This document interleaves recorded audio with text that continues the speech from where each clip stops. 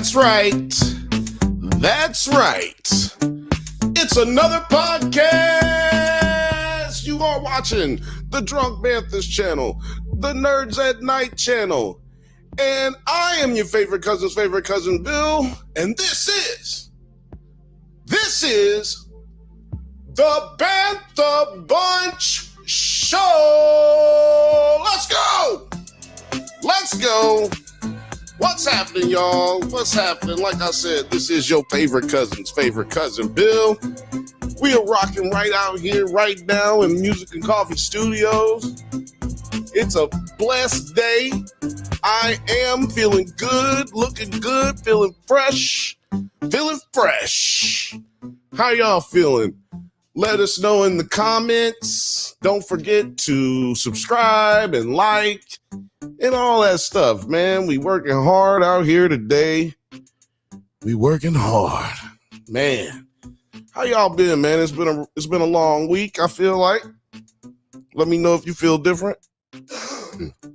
I will be cutting in and out, probably sounding like I'm cutting in and out because I'm coughing. But, you know, it's all good. It's all good. I'm feeling great regardless. Y'all got to know that your boy is tired. It's been a lot going on. We've been preparing for a lot of stuff. More interviews coming up for you. More interviews and more Does It Hold Up episodes coming out. It's going to be a great, great time. But let me go ahead and give y'all a round of applause real quick. Shout out to everybody watching. And shout out to all the new members out there. What's up, Talking Turd? I'm supposed to send you a link. Let me send you this link here and just right now. I don't know if you're even prepared to do nothing today, but I am disorganized or unorganized, and I forgot to send it to you. But let me do that right now. But yeah, other than that, how are y'all doing out there in the world? Like I said earlier, man, appreciate y'all for watching. How do you search? Oh, there we go.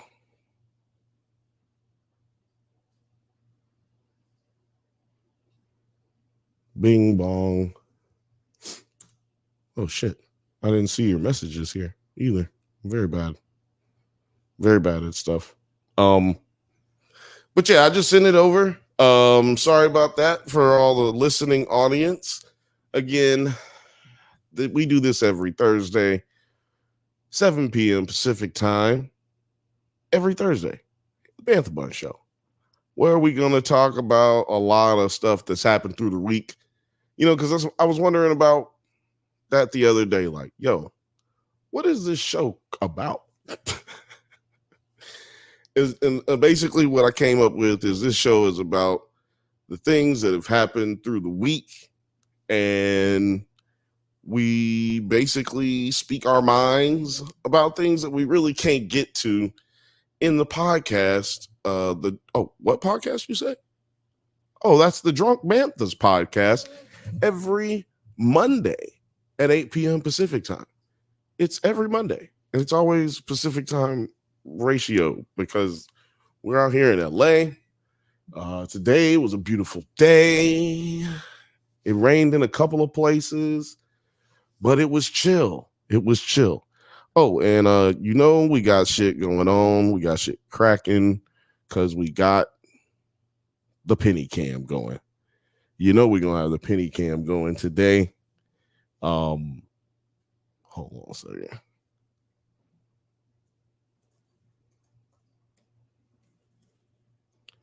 Yeah. Penny cam going. Y'all say hi to Penny in the comments if you are a real one. But anyway, let's go. Who's in here? Oh, it's Othelius. The world became one episode of The Boys. Yes, sir, it did. Yes, sir, it did. All over the world, too. Great point. But yeah, shout out to excuse me, shout out to all the new members. Just want to say, man, y'all can see who's in here, who's a member. If you go ahead and get that membership to the Drunk Banthas channel, you can get your comments up there real quick, and you can get stuff early. We do the Drunk Banthas podcast, yeah, but also we do movie reviews. We do a show called Does It Hold Up? And we do big analysis videos and interviews. Just started doing interviews recently. So please, please, please come out and show your love. It's 99 cents a month, if I'm not mistaken. And we gonna make sure it gets even better. The content's gonna be even better. Got a lot of stuff planned. Just trust me, there's a lot of stuff in the works, man. But again, thank you everybody who's new subscribers as well. We got new subscribers. We got new members. Some people who I don't even know. Othelius, he's a new member. We got Rachel V, she's a new member. And on the Drunk Banthas podcast on Monday, we'll shout out some more members. Talking Turd says, got the link. Give me a while to get my shit together. Well, sir, take your time, because we all need some time to get our shit together sometimes. Ooh, is that a bar, or am I just getting drunk? Find out next time on Dragon Ball Z. Let's see if we can get some close-up action going, you guys, because I felt like that was just a little too far out there. You know what I'm saying? And if you're new to the scene, sometimes it takes me a little bit to get my shit together, man, because, man, I work for a living, man. I do this during the day and at night. And then I also have a real job. Not that this is not a real job. We treat it like a real job, which is why I be tired all the time, man. But I don't care about that, most likely. Well, did I say shout out to Rachel V? Shout out to you, Rachel V. Really appreciate you. Just jumped on the membership train again. And I'm going to be doing some extra content. I'm going to try to bring back the Gotham Gazette. I'm just telling y'all, man, keep it on the down low. I'm telling y'all, it's a secret. But I'm going to try to do some more Gotham Gazette. All the day ones, y'all know what the Gotham Gazette is and was. But yeah, today we're going to be talking about tonight. Shit, it's late for some of y'all. Tonight we're going to be talking about Kamala versus Trump. We're going to be talking about Dirty Pop, the documentary on Netflix. And we're going to be talking about Diddy and Tupac, another episode of the Diddy Report. Yeah, we got theories. We got shit to talk about today. But you know what I'm going to start with? I'm going to start with, what up, fam? What up, Morgan? Morgan says, what up? The fifth Bantha. I had another nickname for him, but I'm going to keep it to myself. Othelia said, Donald worried that he actually going to have to compete for this election now. Absolutely. He is absolutely worried. I'm going to just talk real quickly about Dirty Pop.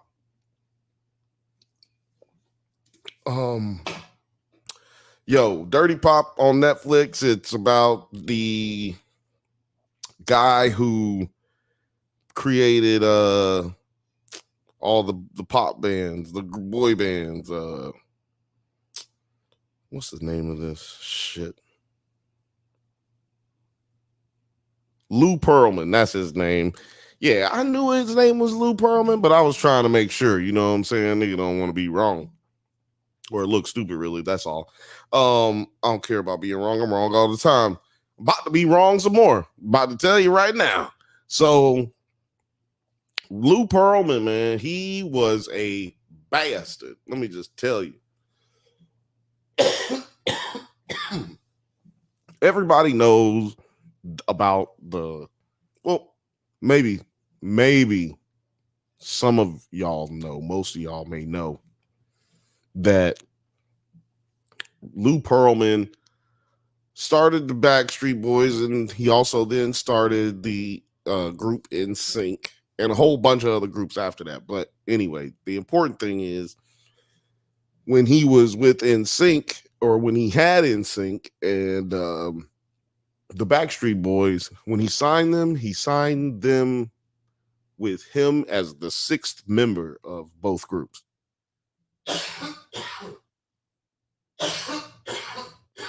Sorry, man. Damn. For some reason, hold on, man. Let me drink something real quick.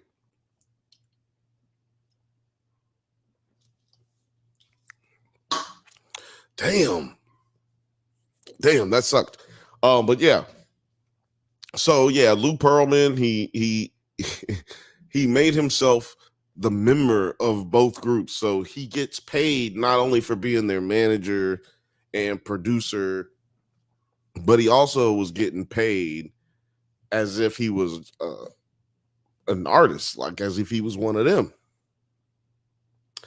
And one of the dudes in NSYNC, man, he said it so clean. The shit was funny. He was like, when we got our first check, I was so happy. And I was looking at the check and I saw it and it said $10,000. And I was just like, man, that's more money than I've ever had in my entire life. Like, I've never seen this much money at one time. And then he said, JC, one of the members of NSYNC, he said, yo, how much did you make working at Bennigan's a year?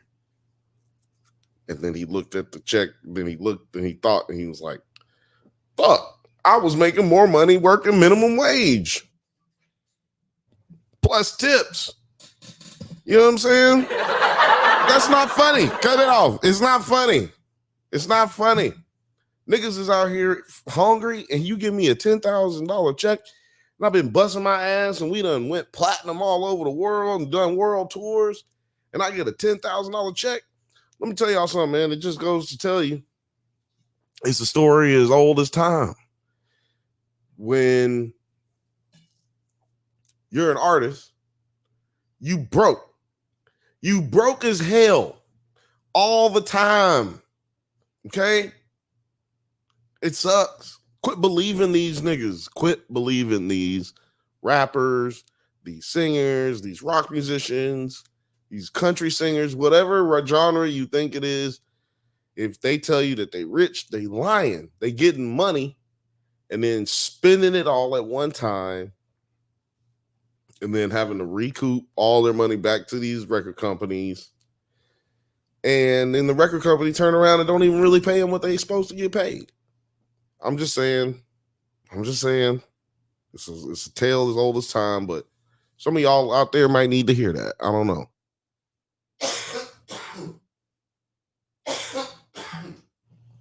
I'm gonna have to start playing music when I start coughing. You know what I'm saying? But yeah, man, some of y'all might need to hear that kind of stuff, man, because it's really like, how can I say this? It's really easy out there to get swindled. You know what I mean? And that's what happened in this situation, man. You know, somebody can take advantage of you, seeing that how much you really want something, see how passionate you are about something, and they want to like prey on that feeling that you have, prey on that idea that you'll do anything just to have success and money, things that you think that you would never do before. You know what I mean? And they'll prey on that and they'll take advantage of you. Sometimes that's sexually, and sometimes that's just mentally, and sometimes it's just financially, and sometimes it's all three. But you just got to be careful and make sure you stand on everything that your principles in life, and never put yourself in a position where somebody can try to take advantage of you. That's all you can try your best, and that's all you can really do.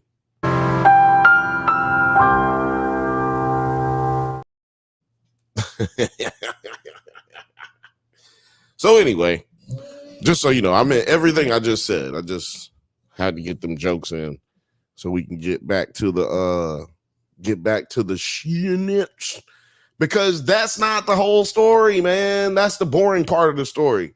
Oh, he robbed them, got their money. So what happened is this. Check it out, dude. Lou Pearlman, he settles with NSYNC and Backstreet Boys for $64 million. Let me say it again now.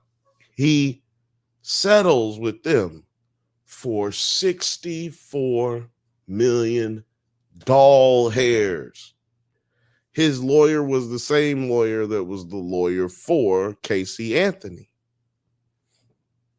Now I'm listening to all of this, taking it in, and it's taking me back to them years, you know, the early, I mean the mid, actually it's like the early 90s all the way into the early 2000s, because I didn't realize the Backstreet Boys had actually been working that long. So it's taking me back and getting me all nostalgic for shit, and then remembering like all the fucked up shit that be happening in this country even back then. And like I said, Casey Anthony's lawyer is just like, yeah, I'm gonna Othelia said, that's wild fucking resume. Yeah, that's a wild fucking resume indeed. Like, oh, I represented Lou Pearlman and Casey Anthony. Well, hey, 1 out of 2 ain't bad. You know what I'm saying? Because he lost that Casey Anthony joint. But at any rate, dude got $64 million. So he's owes his, at that point, you owe your lawyer a percentage of that. In this case, it's $16 million that he owed his lawyer. And so they got the old lawyer talking about the shit, and I'm mad because I'm like, damn, I should have been a lawyer. Everybody always told me, Bill, you need to be a lawyer. Bill, you need to be a lawyer. Growing up as a little Bill, you know what I'm saying? I was little Bill at one point in my life. And yeah, man, I should have did that, because $16 million, nigga, you know what I do? Anyway. Anyway, I was like, man, so this is only one episode of the show. Like, what else could have happened? We got like 4 episodes of this shit, or 5 episodes, something like that. Turns out Lou Pearlman was a scam artist, and he was a con man, and he was a Ponzi scheme artist. And you're probably like, well, duh, Bill. That's kind of what they was implying when they sued him. Duh, remember they sued him. Well, nigga, you wasn't paying attention. I told you that shit was the boring part. I'm gonna tell you right now. Yo, I keep trying to stop from laughing because this shit is wild for real. So I'm gonna start at the beginning. Lou Pearlman, the way he got into his money, the way he got money, quote, air quotes for the people listening, he got into blimps and planes. And so that's what he told everybody. Like, I got into blimps, and well, he actually did get into blimps. He was like making blimps and leasing them to, or selling them to McDonald's, selling them to, big companies. that didn't have them. You know what I mean? But because Goodyear had their blimp, it's like a big phenomenon. So he's like, let me get this bread with these blimps. Well, he had an insurance plan on all of those blimps, and they all ended up crashing simultaneously after his clients purchased these blimps. They all crashed, and he made somewhere probably around $25 million for that insurance scam that he ran. So yes, believe that it was a scam, y'all, because he did. This dude is tricky, dog. This dude is tricky. Like so basically, if you didn't understand what I'm saying, he took bullshit, shitty, half put together blimps, a lemon, if you will. He sold everybody like a lemon, a blimp that he knew didn't work well, had issues, but sold it to them on the good faith. They bought it on the good faith. And boom, they crash. He has insurance on it, so he ends up getting paid for it. And I'm guaranteeing you, the companies who paid for him probably didn't even know he had an insurance plan, plan on these blimps. So yeah, man, hold on. Actually, damn, I was supposed to change this banner, y'all. Bam. Makes it hard for me to do timestamps when I don't remember to do shit like that. But anyway. Talking Turd says, sounds like the episode of The Simpsons with Monorail. Yeah, Monorail. The Monorail episode. Yeah, I remember that episode. My stepson has watched every single episode of The Simpsons. And I'm like, damn, he hawked me down. Feel like I was in a race. I didn't even know I was in a race. And then I found out when somebody ran right by me. And then they hit the finish line. I was like, damn, wait, I didn't know I was in a race. But anyway, wait a minute. Well, what do you think, Penny? Penny? What do you think? No? Oh, okay. Being quiet today? That's cool. Just chill. It's all right. Anyway. But yeah, man, so he gets all this money, amasses this money from basically scamming a whole bunch of people. He has this one friend. I don't remember his name, but I'm going to call him Frankie. And Frankie keeps Frankie keeps everything in line. Like, he's a business partner of his best friend, Lou. What was his name? Lou Pearlman. So look, Lou Pearlman tells his homie, look, I got some investors for my blimp plan. Like, we're gonna make so much money. All you gotta do is just keep investing, find some other investors, and we'll get this thing going, And he had another friend that was, I don't know his name, so we're gonna call him Louie. He had another homie, Louie, who was like kind of connected to the mafia in a certain kind of way. Like, he had been arrested for several different types of things that would lead you to believe that he was, associated. So we got Louie and we got Frankie, and both of those guys are like his bigger investors at the very beginning. And Frankie even gets his mom money involved. Like, just like any Ponzi scheme, motherfucker gets everybody that he knows close to them, and then the people close to them, and the people close to them, and everybody starts throwing their money in. And he would basically use that as a front. Not that company. He would use the blimp company as a front for his investment company that he's doing. That's a Ponzi scheme.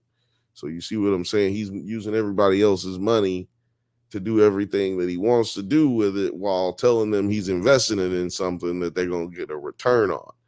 And by the way, his return was promised at a percentage of 9%. So I don't know, somebody do the math on what that is. If you give you $100, or if I give you $1,000 and you get back 9% interest on it, like you, I don't know what that math is, but that is insane amount of interest to be getting on, and guaranteed and always hitting. So yeah, it's always going to look suspicious if you pay attention to them kind of things. So make sure you pay attention to them kind of things if you ever end up in this type of situation. But yeah, hold on, let me get this in. But yeah, after they get into the plane business, they start renting, the blimp business, they start renting out planes, right? And that's how he meets this dude who was working for New Edition, and he meets the new kids on the block, and he asks the dude, like, yo, how y'all make all this money? Like, how y'all renting planes and y'all just musicians? And the motherfucker said, man, these kids just sold $200 million in records. And he said, oh, I'm in the wrong business. So then he started doing his best to find a group, a boy band. Man, that's what. So yeah, so that's how he ended up finding the Backstreet Boys and the NSYNCs of the world. But nobody knows all of that is a front for everything else as well. Like, he used the boys to get investors. Like, he would have them just sing for random people. They didn't know who they were singing for. They just would be singing. And yeah, man, he manipulated them kids and used them kids to sing for white folks with big bucks. And then white folks be like, man, I love these motherfuckers. They're so cute and beautiful, and they can sing, and it's so amazing. Like, I'll invest anything with you since you were able to create this. Man, and he was just spending everybody's money, y'all, and it all came crumbling down, as you know, some of y'all probably already know. It's a Google search away. I'm not gonna really spoil the whole thing, but it was very, very interesting, because you see how easy it is to get manipulated by people like this, and you see how easy it is to, you know, get taken advantage of. But at the same time, you see how fucking disgusting some people can be, you know? And the way that they caught this nigga was crazy. But, you know, I'll just say the way that they caught him was because he didn't pay his lawyer. Oh, yeah, that $16 million. He didn't pay that shit at all. And on top of not paying him, he like ducked the dude after not paying him. Like, ooh, what you mean? I ain't even get them phone calls. I'm sorry, I'm on my way out. I gotta call you later. He was hitting him with all that shit. Man, let me tell you something. $16 million, my guy. I'll be mad nigga owe me $16. Like, 16 million, my guy. Oh, I'm running up. Well, why would you? The worst person to scam and or stiff on payment is a lawyer, because a lawyer is going to sue your ass off. And yeah, the lawsuit ended up being what ended up taking him down. You know what I mean? But yeah, man, dude was an amazing forger as well. If you Gen Zers who maybe watch it, shout out to y'all. You know what I'm saying? Shout out to Gen Z. Shout out to Gen Z. But he was a forger. A forger means you can falsify documents, like even embroidered documents. He had a way, like he was such a good artist. All of them would say this now. Like a lot of, well, not all of them, but a lot of people said this now. They were like, he was such a good artist. He could just sit there for a little while and write up a bank emblem and be like, does this look real? Boom.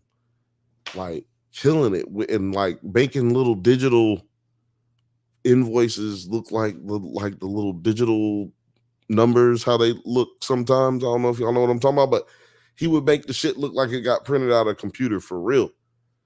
And this is in the all through the 80s, 90s, and in early 2000s, like to like 2010, 2009, something like that. Man, they said that your boy Lou Pearlman was the longest running Ponzi scheme of all time in the United States of America. He stole over $500 million from people in that span of time that I was just speaking on. And he also had his homie Frankie pass away because he allegedly committed suicide. Now, when I say allegedly, I say that because they said in the doc that he believed that Frankie was killed by somebody, but he didn't know who. And he wouldn't say anything other than that. And I believe that Frankie was killed because I believe that Frankie was killed, in my opinion, because he was distraught and people were talking about how he was just kind of like having it. He was kind of done with Lou, and he approached him at a steakhouse, at Lou's steakhouse, Lou Pearlman's actual steakhouse that he had. He approached him in front of everybody, and he was just like, man, you don't know what the fuck this dude's doing. He's fucking gonna fuck everything up. You're a fucking sick dude, blah, blah, blah. He leaves. A couple nights later, he's dead. So I'm gonna just say that you got to watch the documentary to maybe understand that a little bit more. But just trust me. Unlocked KP, what's happening? Shout out to you, big dog. Unlocked KP says he was playing GTA. Yes, this dude was, man, he was playing a dangerous game. Oh, he was playing a dangerous game. Dude had some serious issues, man. Like a lot of people talk about how he abused the kids. They didn't really go into this documentary because they felt like, well, I mean, everybody who they talked to said that they didn't really experience anything like that. Like they had the Backstreet Boys on there, they had NSYNC on there. Not everybody from both groups, but they had other groups on there, and nobody said anything about being touched or anything too weird. But like they also said he was weird though. So I don't know how you want to take that. Take it with a grain of salt, I guess. But I don't know what y'all think. Did anybody see it? Anybody see it? Anybody see? No? Put it in the comments. If you're watching right now, shout out to y'all. You're watching the Bantha Bunch Show. This is the Bantha Bunch Show on Nerds at Night and on Drunk Bantha's channel. Oh, also, there's people watching on Instagram. So shout out to, I think there's people watching on Instagram. Shout out to everybody on Instagram if anybody's watching. because it's not showing me Instagram on here. But and also, if you're commenting on Instagram, just know can't see your comments because I'm not on there. I'm not logged in right now. Maybe I should do that. I'm gonna log on to Instagram, people. Just give me a second, Instagram people. And we just got Instagram on Nerds at Night as well. So it's nerds underscore at night, NITE. That's nerds underscore at night, NITE, man. Get on there and hang out with us. We got some good content. Your boy Terry, producer T, he's been posting stuff about Comic-Con. He had a good time out there. Go check out that content, man. Help us out a little bit.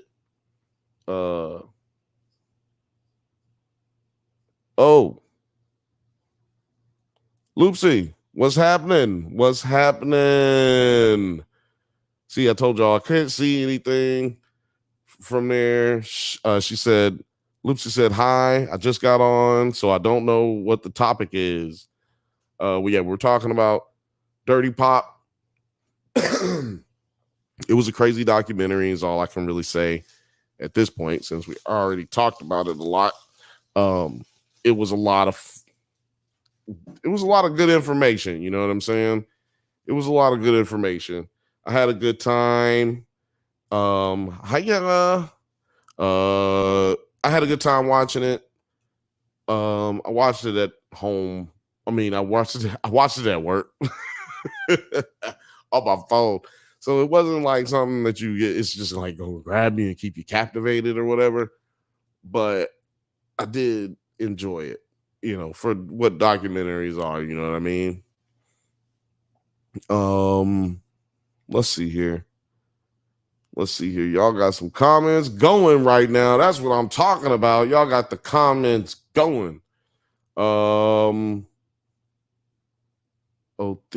says, oh no. Y'all are just talking to each other, man. Unlocked KP said, I knew was tied to Aaron Carter. Yeah, it was. I mean, like, there's the Aaron Carter, Nick Carter stuff. Lou Pearlman is loosely talked about in that documentary, which we've talked about right here on the Drunk Banthas and Nerds at Night channel with the Bantha Bunch show. We've talked about that here. But there's a lot of speculation that I won't really go into since we already talked about it before. Talking Turd says story sounds familiar, but haven't seen it. I think he's talking to. Oh, he's talking to me. Fifth Bantha said Othelius and I are rarely behind the ball. We gotta catch up. Yeah. Y'all need to catch up on everything. We're gonna be covering a Batman animated series that just came out on Prime. We're gonna be covering that coming on Monday on the Drunk Banthas podcast, 8 p.m. Pacific time. And we're gonna be talking about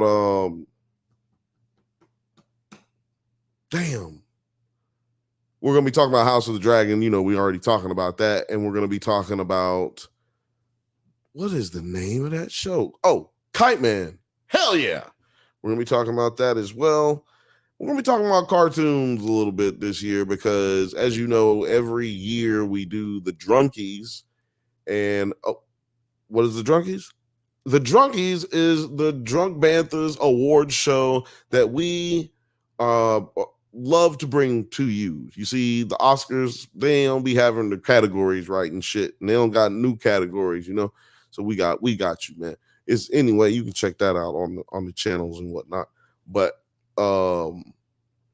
yeah, you guys definitely need to come hang out with us because we're also going to be talking about the Lord of the Rings TV show. I can't remember the name of these shows.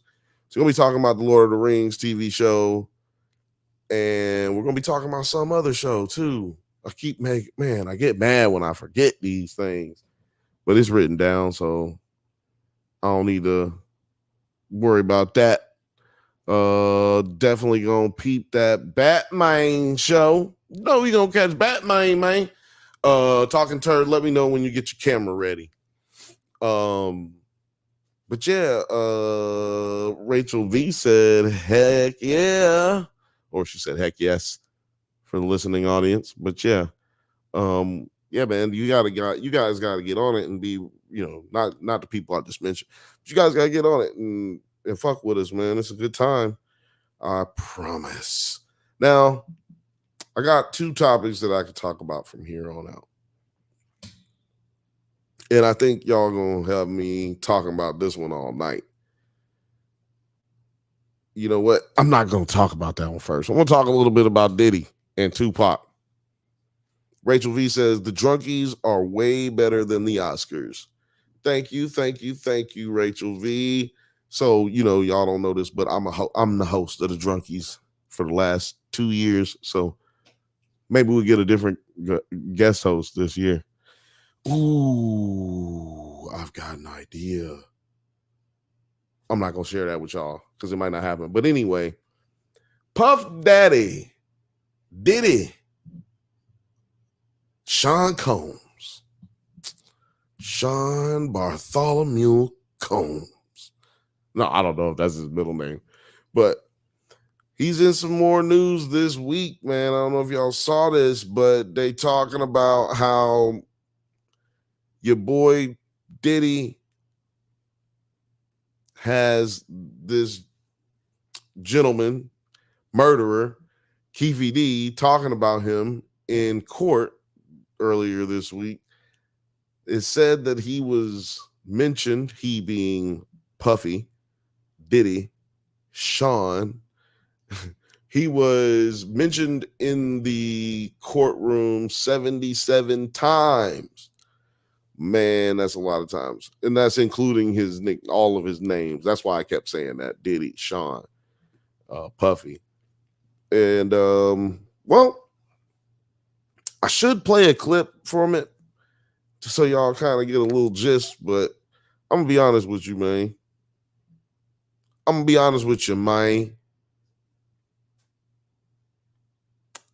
YouTube's been fucking us in the asshole a little bit. And now they probably going to demonetize us for me saying that.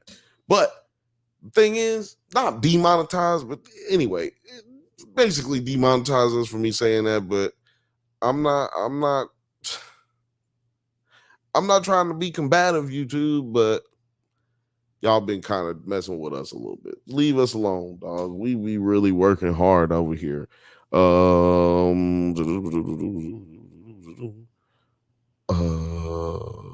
Talking Turd says, will there be a satanic opening ceremony to the drunkies? Will there be a satanic ceremony? I don't think so. Not this year, maybe next year. Ophelia says, I'm at the point where if I hear Suge or Diddy's names, I'm assuming they guilty. Yeah, I'm not going to say that that's a bad assumption. I am going to say that I do live in Los Angeles, so I don't like to talk crazy about Diddy because he might send somebody to my crib or something. I don't know that. I don't know. But what I do know is what's in the news. And that's what we can talk about. So Keefy D said that he killed Tupac. He already said it. Well, he said he was in the car with the people who killed Tupac. Who is it? Orlando something. Can't remember his name. He's the one that's allegedly actually pulled the trigger. Keefy D was one of the people in the car, and they say that another gentleman was the one driving. Now, the thing about this is Keefy D is the only person who is left alive that was in that car. So what we know from that is Keefy D could be lying. He could have been the actual one who actually pulled the trigger. He's just saying that he was in the car and that they received $1 million, or Orlando Anderson. Thank you, Othelius. Orlando Anderson. That's right. So Keefe could be lying, man. That's really, honestly, that I think is a little bit of that. Honestly, I think Keefe's lying a little bit so that he don't end up putting himself in prison, or he was. But then he ended up having things that weren't consistent. This nigga wrote a book. First of all, this nigga wrote a book about how he killed Tupac, or how he was involved in Tupac's killing. The absurdity, the ego, the absolute unmitigated gall that this motherfucker had. And so, look, a few years ago, he went on like a book tour, basically. He was on all the media. He was on DJ Vlad, all kind of shit. Y'all know if you go on Vlad, if you go on Vlad, you are going to jail. You're getting an indictment at least. Come on, man. Ain't nobody falling for shit like that these days, is it? But your boy did. He's an older man now. He ain't hip to this shit. So yeah, he ended up going to jail because he broke his plea agreement where he admitted to killing Tupac in his plea agreement when he got arrested in Las Vegas about 10, 15 years ago. So what did they do? You have to be more specific about what did they do. What did who do? What did who do? Say it, yeah, put it in the comments and let me know what you mean. What did YouTube do? Let me tell you what YouTube did. YouTube, they like to play games, and we get money off of the advertising, right? For those who don't know. So when we put out a video, they will sometimes flag it for copyright stuff. But we fall under the fair use agreement because we are not only providing information about the material that we're covering, but we're also providing insight and complimenting the work, even if we don't like it, we're complimenting the work by giving it gravitas, right? Anyway, whole bunch of bullshit jargon. Basically, you wouldn't tell a journalist that he can't cover, something. So it's a weird thing. But yeah, sorry if I'm going back on that one. I just wanted to clarify, because if I wasn't clear, if maybe I just missed it, I guess I probably didn't see it in time. But yeah, Diddy or did he not kill Tupac? That's what you got to ask yourselves. Now, I really want to know what y'all think, because I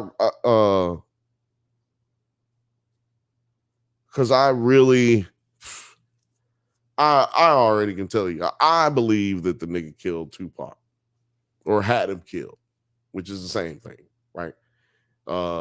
He Puffy allegedly gave this dude, I think his name's Freddie. Damn, can't remember his name, but he allegedly gave this dude $1 million that he was supposed to give to Keefe D, and then he didn't. He kept it. Man, I don't think nobody talked to him since. So it's a tricky situation, because if he didn't actually pay Keefe D because he never actually got the money, then did Puff Daddy actually commit a crime, or did he avoid the act of committing a crime because the person he gave the money to took off with it? Now, see, I'm not a lawyer, so I can't answer that kind of question. But I think it's very much so possible. Keefy D says, oh man, Film Age says, I mean, why lie and risk Diddy putting a hit on you? Exactly. I mean, look, you could like, if you want to play devil's advocate, you could say, oh, I'm gonna lie because I want to get time off of my own case that I have. And even if Puffy puts a hit on me, like, I don't want to die in prison type deal. But who knows, man? Who knows? Maybe he feels like he's protected enough. He can protect himself enough so that he won't have to worry about no hitmen running up on him. I don't know what the case is, but like I said, I agree with you. You know, like, I agree with you. Like, I think that he did it. You know what I'm saying? Talking Turd says they do like to play games. I have had plenty of content and even a channel removed from YouTube in the past. And yeah, man, he was telling me about that last week.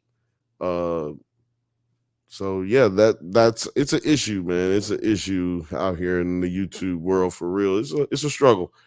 But it's a it's a first world struggle. Othelius said that nigga did it.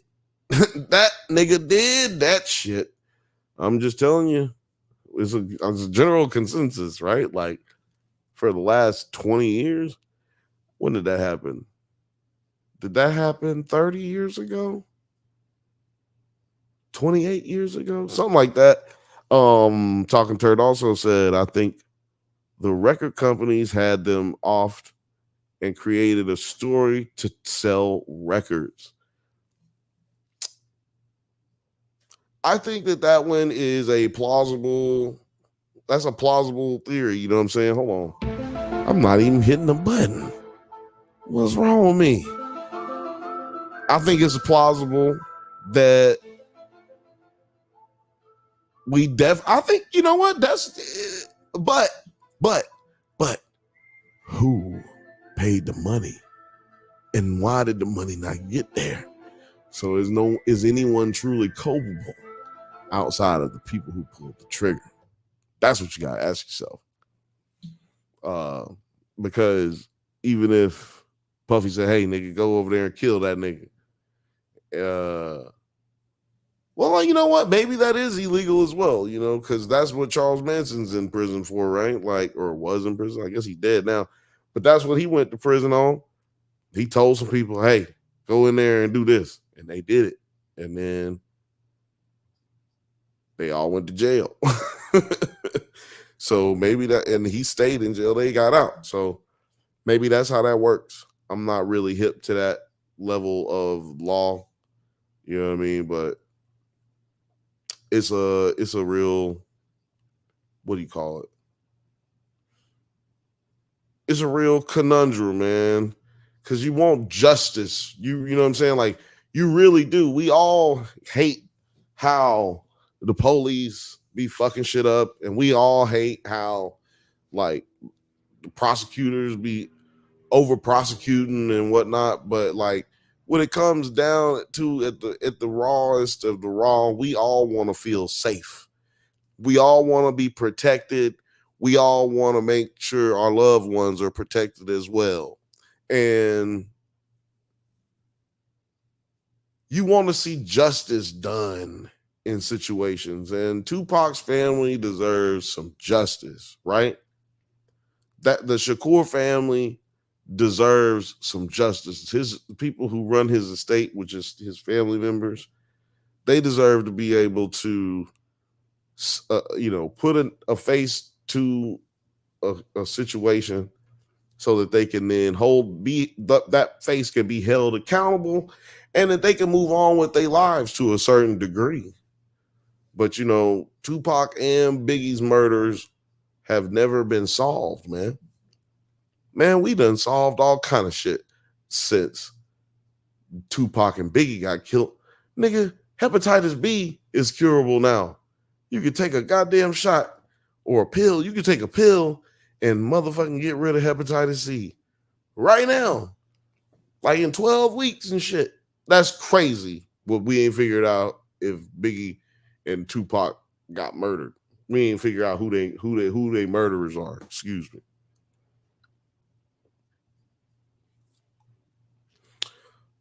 Believe that if you want to, though. You know what I'm saying? Like, it takes. Hold on a second, guys. Sorry. I have to make a lot of things happen over here by myself today. I'm by myself today. Let's see here. What y'all talking about here in the chat?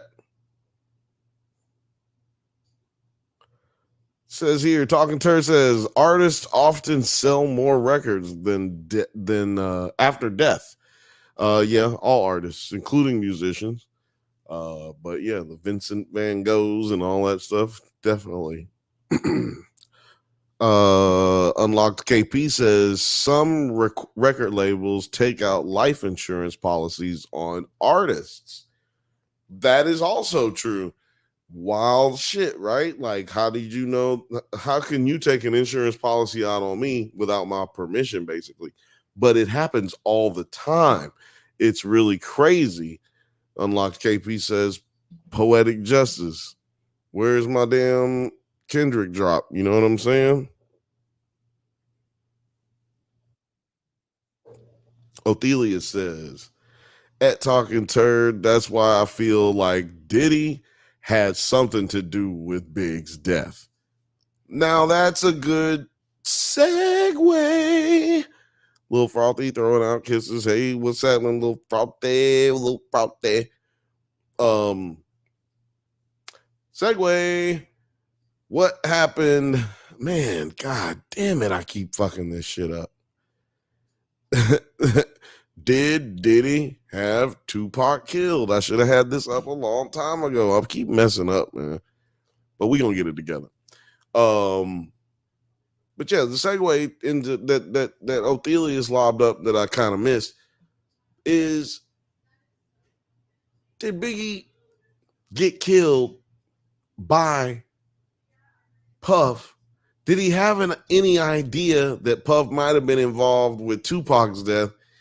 And if Biggie was killed by Puff Daddy, does that, oh no, not if, but do you feel like Puff Daddy is the kind of person who could have someone killed?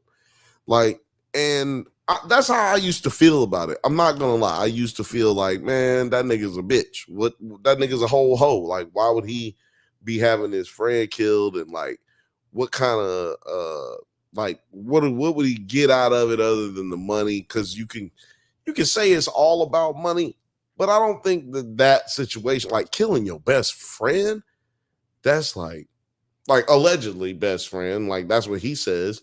And you know, Biggie did say that they was friends and they hung out, and you know what I mean, they were seen out together and whatnot. Like, I have to assume that they was friends, you know what I mean, to a certain degree.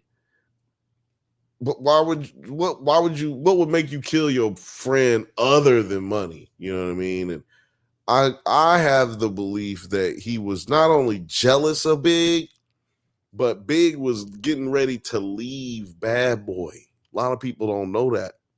Big was getting ready to leave Bad Boy, and he was going to take his masters with him. So he was going to own all his publishing, and he was going to start his own record label. He wasn't going to go. He was going to go to Def Jam, but Def Jam was going to give him a deal where he could open up his own record label, and Junior Mafia and the Locks and and then what's his name? God damn, Cameron. He was supposed to sign with him, and they was gonna take Mace and them over there. I think Mace hadn't stopped yet. No, Mace was still there, but like Mace was under contract, so he was gonna wait till his contract was over, and he was gonna go over there. So you really got a situation where Puff was not just, it wasn't going to be about being broke. It wasn't going to be about not having no money. It was going to be about being embarrassed and having motherfuckers just like running out on you, making you feel like making you feel like less than. And let me, if there's anything that we know from all the stories that we've heard to this date, man, he don't like that. He don't like being made to feel small. He don't like that kind of shit, man. Puff Daddy, we've talked about it here before, but man, when he was at Howard, this dude was at Howard, and he was like, he would go to this girl's apartment and hound her the whole time. Like, he would go to her classes and hound her while she in class and come up to the window and tap on the window and tell her to come outside. And I guess they had some kind of sexual relationship, because like he would come to her place and, you know, they would sneak out together or whatever, her dorm room. But one night he came over there and he was just like yelling at her and making it like trying to get her to come outside. And everybody was like, yo, you need to get your nigga. And she was like, no, it's okay. He'll go away. And they was like, no, fuck that. He's out there fucking shit up. Go out there. And so then she goes out there and this nigga proceeds to bend her over and whoop her. He took his belt off and started whooping this girl. Like, it was crazy. The craziest shit that I've heard about a dude that you don't think is that kind of nigga. But he started whooping this girl's ass outside, and then they had to like bring people in. He didn't get kicked off the campus because old girl like let it go, and she didn't like press charges. It's some weird shit that Puff Daddy's been associated with violent like behavior throughout his entire time of being known. He just doesn't. It's just crazy that like everybody dies around you, dog. Like, that's just wild to me. Like, before he was famous, y'all, before y'all knew who he was, man, this dude was literally walking around life and people dying, being murdered around you. Like, I don't know, man. I'm gonna stop being around if a nigga I know everybody die around.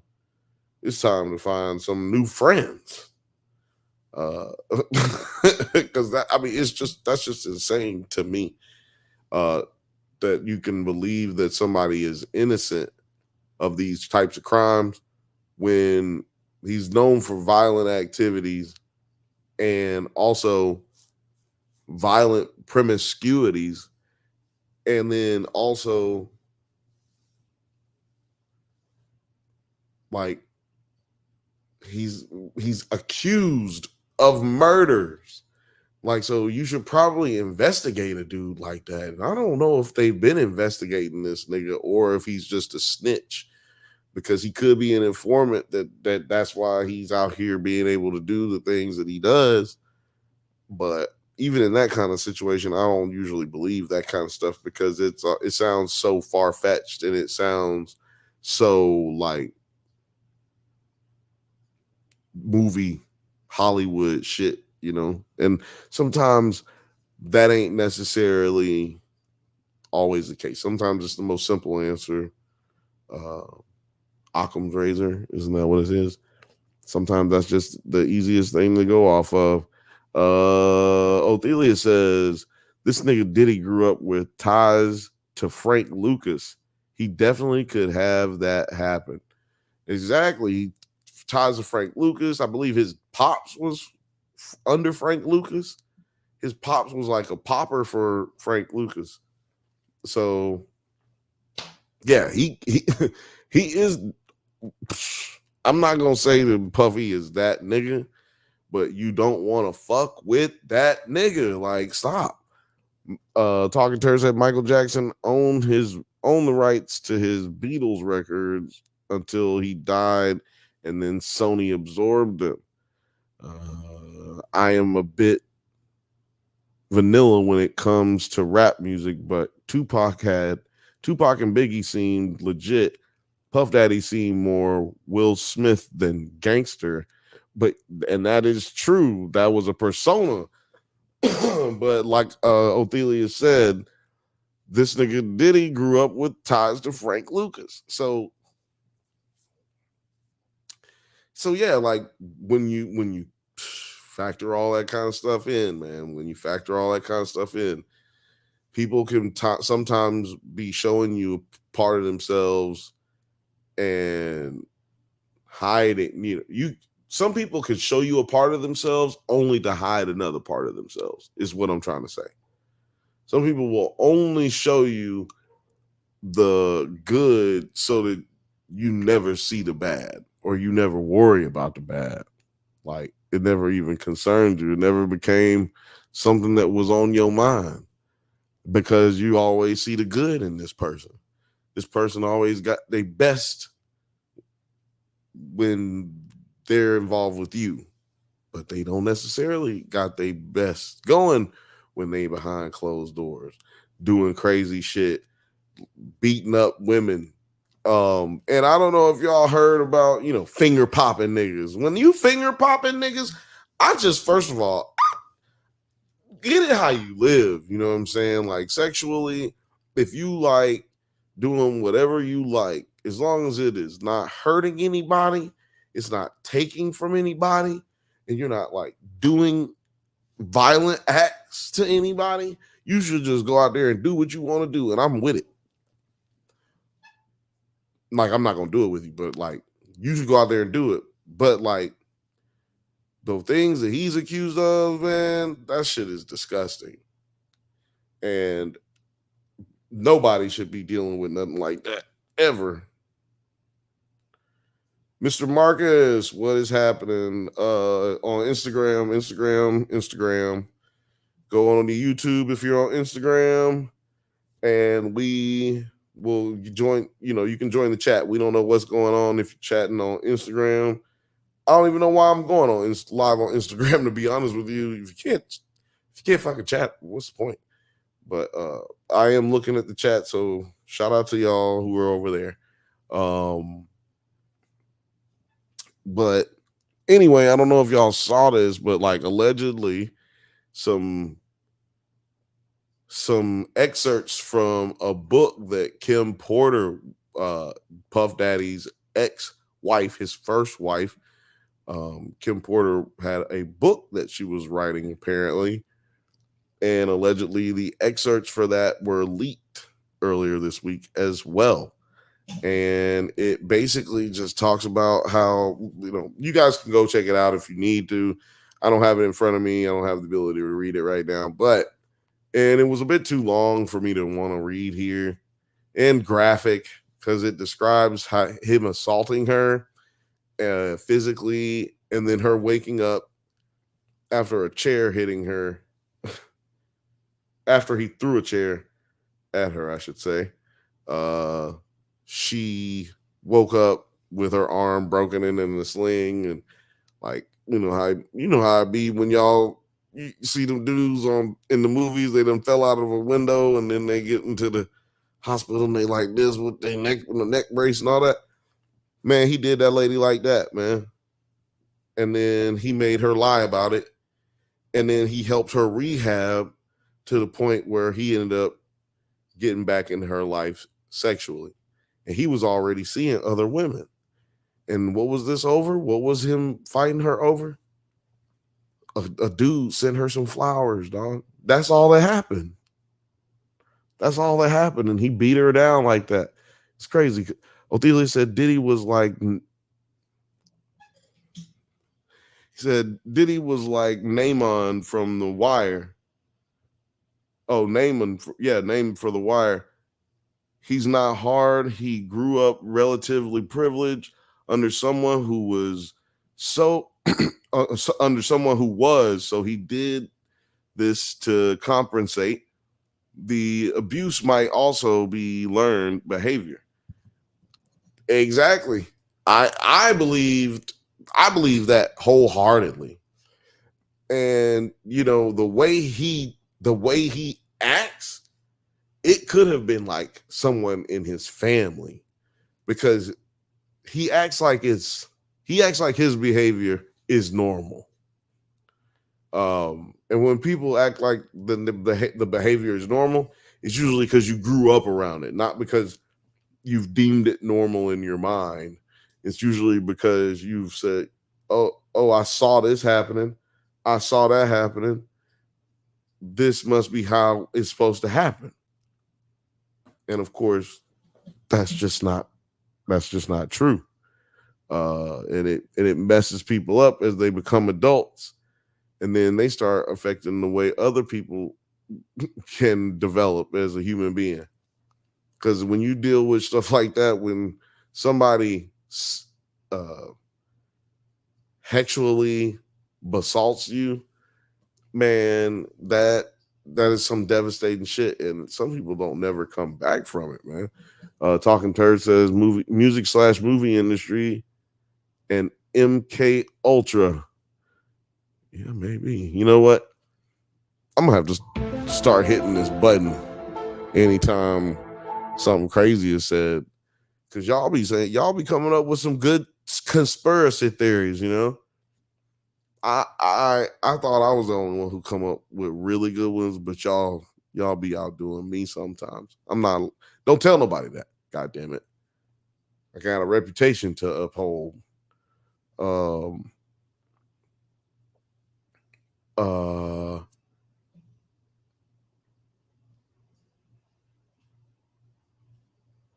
Let's see here. What are we doing? Oh man, you know what? I'm blowing through these things right now. You know, did anybody go see Deadpool? Did y'all like it? I loved it. I saw it in we talked about it a little bit on the podcast on Monday. Drunk Bantha's podcast every Monday at 8 p.m. Pacific time on the Drunk Bantha's channel and Nerds at Night. We talked about it a little bit, and I didn't get to talk about one thing that I didn't like, and people are going to be like, Bill, you are tripping. You are a bastard. I wasn't even going to talk about this.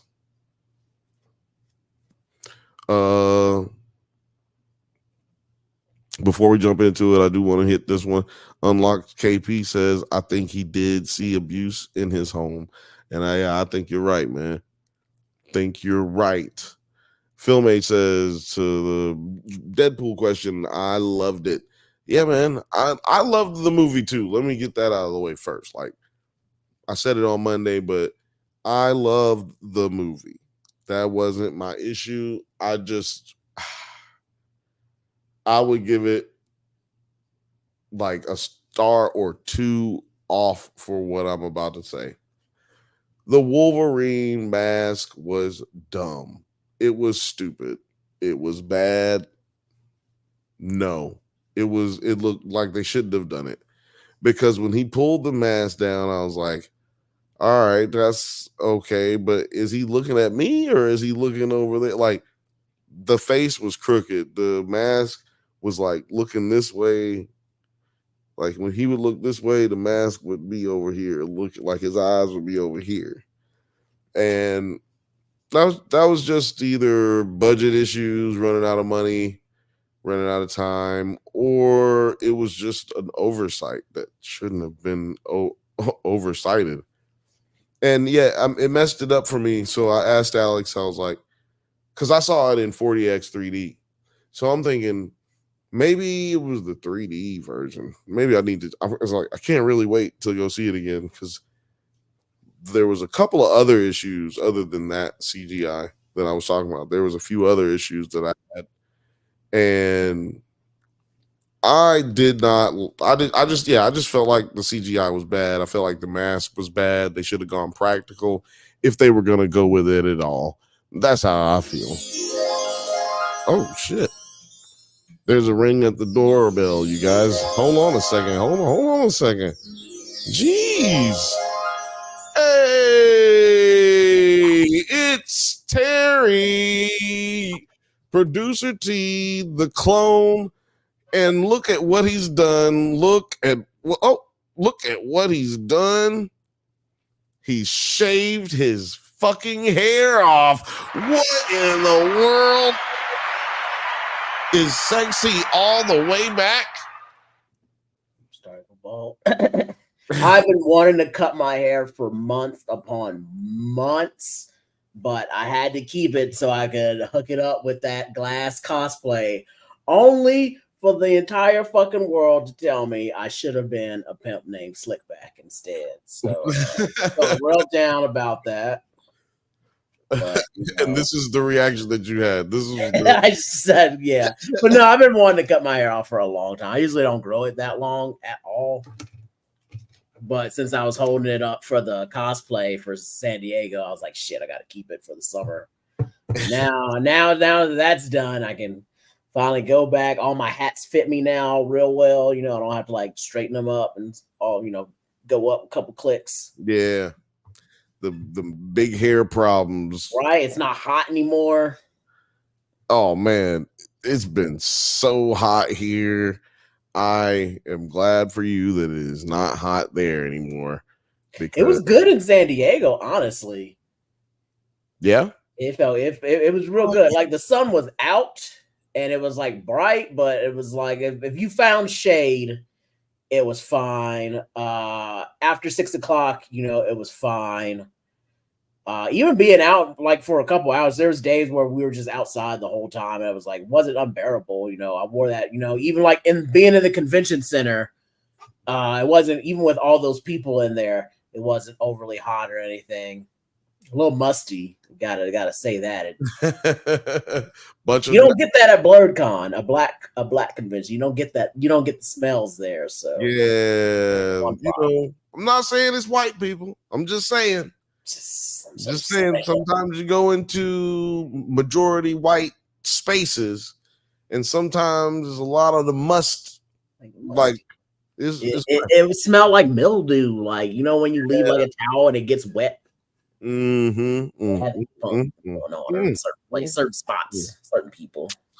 Yeah, it smelled like feet to me. Like it's always this like foot smell. Shout out to the Summit in Birmingham, Alabama. Shout out to the Summit. It's a movie theater, and it is disgusting. That bitch smells like hot feet. Like people on there barefoot or something all day. Well, then rest in peace to Alamo Drafthouse, New Braunfels. Before they closed, they were, in my opinion, the worst Alamo Drafthouse ever. That theater, because it was a repurposed theater, and it smelled like feet and just ass. Ugh. And that's the only theater I ever had to go like full Barbara on somebody, because Barbara's different than the Karen. A Karen just makes up shit and lies and says, I know the CEO. A Barbara does know that CEO, and she's about to tell on you. Yeah, okay. That's a like that's my level of white woman sometimes. That's a powerful white woman. Start at Karen, but then there's Barbara, and she ain't about that. She ain't about that life. They call her Babs. You don't fuck with Babs. Yeah, no, yeah. I guess that'd be like making. Let's see, who do you think is like that? And I had to pull that on them. I learned it was over a gift card issue of them not giving me the right amount, and they didn't do nothing about it. So I had to call Tim League on them. Ophelia said, "Call Fabo. He'll get Barbara to pull up real quick." Oh, and as far as must goes, he was saying, "You do at DreamCon, I fear." Ophelia, did you go to DreamCon? I skipped it this year because one, frankly, it fell on San Diego Comic-Con, and I bought those tickets first. And two, I feel like DreamCon just isn't for anyone over 30. What you mean? Why? And I don't think Othelius is over 30, so because of just the fandoms, the things that they have to do, the panels, all kind of they're just based on animes that came around 2005 and later. There's nothing older than that, and it's only an anime convention. It's not like Comic-Con or BlurredCon, which is a sci-fi and comic convention. DreamCon is strictly just anime, and the anime that they start at is just at a cutoff point where it's just like, yeah, these are all for younger people, and then like they don't get guests that would appeal to an older audience. They don't have panels that would appeal to an older audience. It's all about like streamers and Instagrammers, influencers, and things that are popping off for like Gen Z and Gen A. So it's just like, yeah, millennial or older, there's not really much. All these things that they advertise and bring on to show you really isn't geared towards your age. Nice. I see what you're saying. So, but that's good though. Now I can go into things about like why DreamCon's a bad con, coming from the perspective of guests and press and people who run cons, but I'm not here to trash talk. I'm only just here to say that it's just not for older people. Right.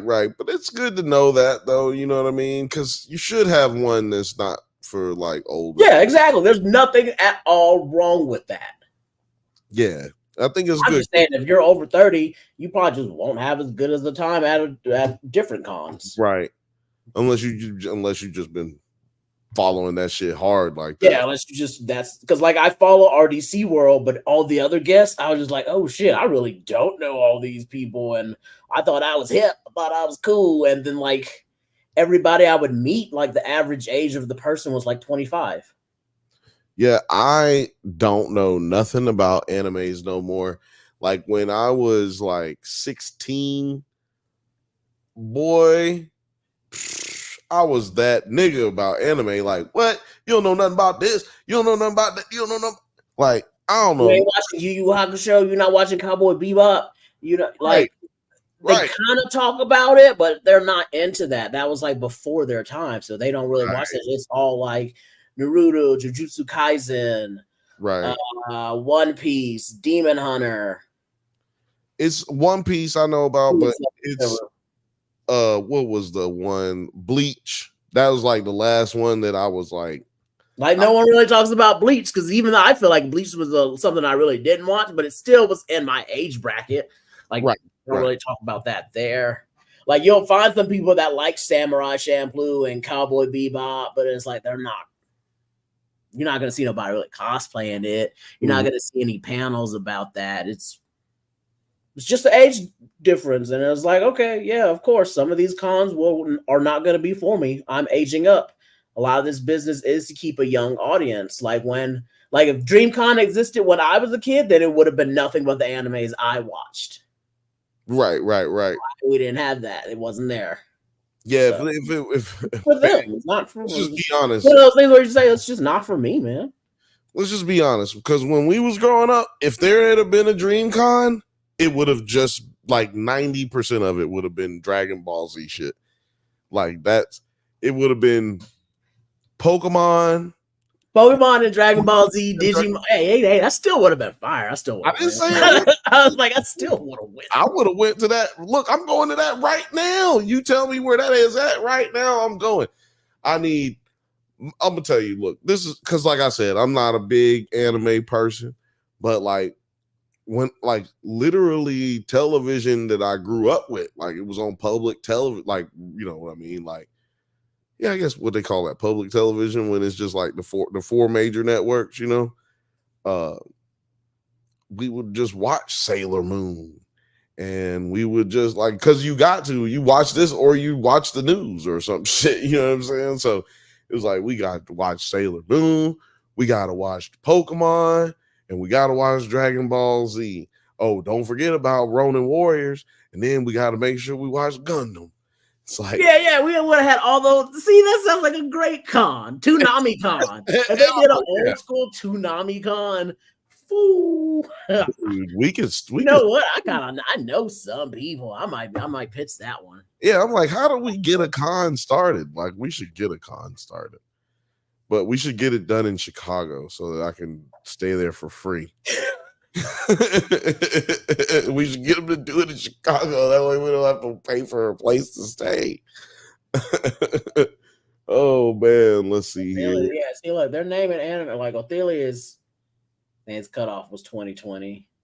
No, I still watch stuff just from time to time if it's actually any good. Because I feel like they still just make good anime. Because anime now is just just like me saying, oh, I'm looking for a good drama. I'm looking for a good action show. I'm looking for a good, a horror TV show. It's like I'm just looking for it's just another type of show for me to be entertained with, and it's just. Yeah, I'm into this shit, but I'm gonna be honest. Now, somebody here is probably gonna try to like cap me after I say this, but I really just got sick of the newer animes because they just were like over sexualized and like. Yeah, we like to call that the fan service, and I am not a big fan of that either. Like, it's just like you're kind of just doing too much. Like, Yeah, why? and every other genre of everything art, when we get fan service, we feel like we're being placated to. But with anime, when they get the fan service, it's like it makes it more popular. It's like because they do it in like My Hero Academia, and it's just like, aren't these girls supposed to be like 16, 17 in high school? Like, why are you drawing them like that? Why are you zoomed in on this angle right now? This is weird. Y'all are just weird. Like, now, if they do it when like they're of age, like when Cowboy Bebop would do it with Faye, I'd be like, okay, Faye's like 25. That's a grown woman. That's all right. Yeah, when they did it with, like, just to make sure we're keeping it. Tenchimuyo was one of my favorite fan service ones because, like, that's a grown man with grown women and he has a harem. I want to grow up to be Tenchimuyo. Just so we keep it fair, Sailor Moon, because there's probably be some ladies who say something later. Sailor Moon was overly sexualized, but it was in that way that it was, because it was, girls wearing. There were schoolgirls that went to private school. And they wore the little schoolgirl outfits. So that was a little over sexualized, but it was also made for teenagers. So it was supposed to be a little bit more on the edge than like some of these other shows. But nobody was like fucking. Wasn't nobody wearing stuff that didn't show that, like, that barely just didn't show their nipple and then everything else is exposed. They weren't doing stuff like that. And the language was different too. I don't know what the Japanese versions sounded like, you know what I mean? Or what the context was in those versions. But man, when you're talking about these motherfuckers be insinuating sex, they be insinuating sexual orientations and all this stuff, and it's a kid's show. I'm gonna tell you how crazy some of these shows be. What's it? XX something XO X, I don't know. One of them animes. He was watching it and he was like, I'm watching this show. I think I like it. I was like, oh, okay, cool. That's dope. It was on Netflix or something. And then he came back to me the next day. He was watching something else, and I was like, you don't like that? What happened to that other show? You like that other show? He goes, I gotta stop watching that show. I was like, why? He was like, it was just making me feel uncomfortable. It was too much like adult stuff. And I was like, damn. Like this shit got the kid feeling like he shouldn't watch it. That to me is a little bit of an issue. Maybe I don't know how to solve it though, right? Like anime is anime. You got to go to one place usually to get it. There's very few places to get it really, so you got to go there and to get it out the mud. But you're gonna see all of it. You're not just gonna see, the kid stuff or whatever.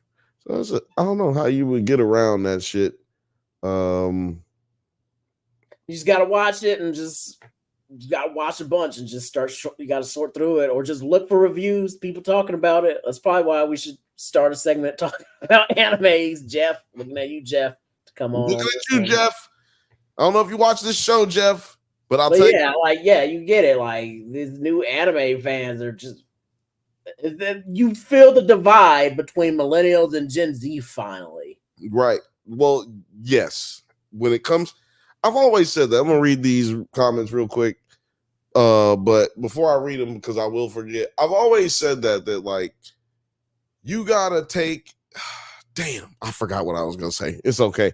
What did you just say? What did you just I was say? saying this is like the first time when you see a divide Right, between Gen Z and millennials. yeah, because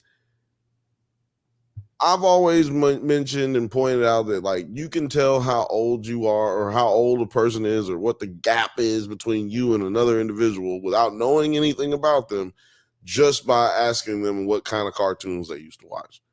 Like that's all you got to do is like, oh, okay, no, I remember them cartoon. Like if you're a cartoon head and you ask somebody what they used to listen to or what they used to watch, because with music, people can listen to music in any kind of different way. You might have grew up listening to what your parents listened to or your grandparents listened to, and you could have all types of I don't want to say eclectic, but you could be all over the spectrum of music easily, no matter what age. Right. Yeah. If I gave you my music selection, you'd probably think I'm a 40-year-old, 50-year-old white woman. Right. Well, a 50-year-old lesbian white woman. No, no, I'm joking. Because I listened to nothing but like Portishead and Trip. I was like, okay. So a 40-year-old, 50-year-old bisexual white woman. Yeah, exactly. Who lived in Seattle. Grew up in Seattle. Yeah, I got that. I'm fucking with that. I'm not mad at that. But like cartoons, they only came on at a certain finite amount of time. At a certain year that you can pinpoint, and that stuff, they don't. Hold on, I'll be right back. Yeah, that kind of stuff, you can easily pinpoint it, and they get rid of the shows so quickly. And syndication doesn't work like how it does like on radio plays, where it's like I can tune to the 50s station, 60s, 70s, 80s grunge. I can tune to all that. There's no channels really. I mean, they're trying to be channels now, but they really still aren't that channels. It's like we play cartoons from this era only. Well, yeah. So if you like missed a show, you kind of they used to have like, you missed it. Cartoon Network had a Hanna-Barbera. They had Boomerang. But yeah, but the thing is, to your point though, it wasn't while the show, like they didn't ever have new shows that would drive people back to that channel, because you just have to depend on nostalgia to keep those channels going, and that ain't really a good business plan. Right. Yeah, you aren't attracting new audiences. Right, exactly, to keep it going. Unlocked KP said, my older cousins got me into anime, so I fuck with that.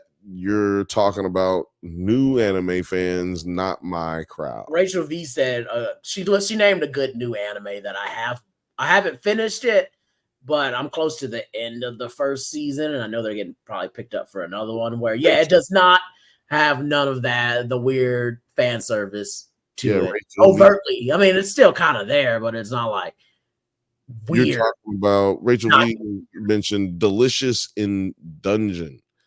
I think you mentioned that in the group chat one time a few months ago. It was like already like 2 or 3 episodes in when you mentioned it. Yeah, because with Jeff wanted to start talking about animes, and I was like, well, this one just started, pretty popular. I even saw like a billboard for it while in Japan. So I was like, oh yeah, they really pumped. They really fucking with this. I actually did see a cosplayer at it. I guess we should get back to Comic-Con to see what I did see and what I didn't see. Yeah, let's get back to Comic-Con, because I'm just gonna. Well, hold on, I gotta pull this up because I just see Ed, and Eddie, and I just got to read this comment. So that kind of tells me you're a millennial of those two shows. Yeah, Othelia said Ed, and Eddie, and Kids Next Door was my shit. So hold on though. I'm trying to guess how old Othelius is. Othelius got to be, he's probably 33 or 28. He's anywhere between 28 and 33. Yeah, I put him at the younger end of millennial. Because Kids Next Door, I was too old to be watching Kids Next Door, but I was watching Kids Next Door. You know, I say quote unquote Kids Next Door. I was too old to watch. But Ed, and Eddie came out when I was like in high school. but they kept playing Ed, Ed, and Eddie for a long time. So that's like, I don't know. Yeah, everybody put your favorite cartoons in here and let me know how old you are. Let me guess. Fifth Bantha said He-Man and Thundercats were my jams. Yeah, I need to know. 40s. Definitely in your 40s. Yeah, exactly. Hey, Othelia said, yeah, Bill, you got it. 28. Hey, baby, I'm trying to tell y'all, look, that's the best way to know somebody. That's the best way to like get to know somebody. You learn their age, you know, like what kind of shit they into right off the bat, man. Talking Turd said 80s were the greatest decade. You deep in your 40s.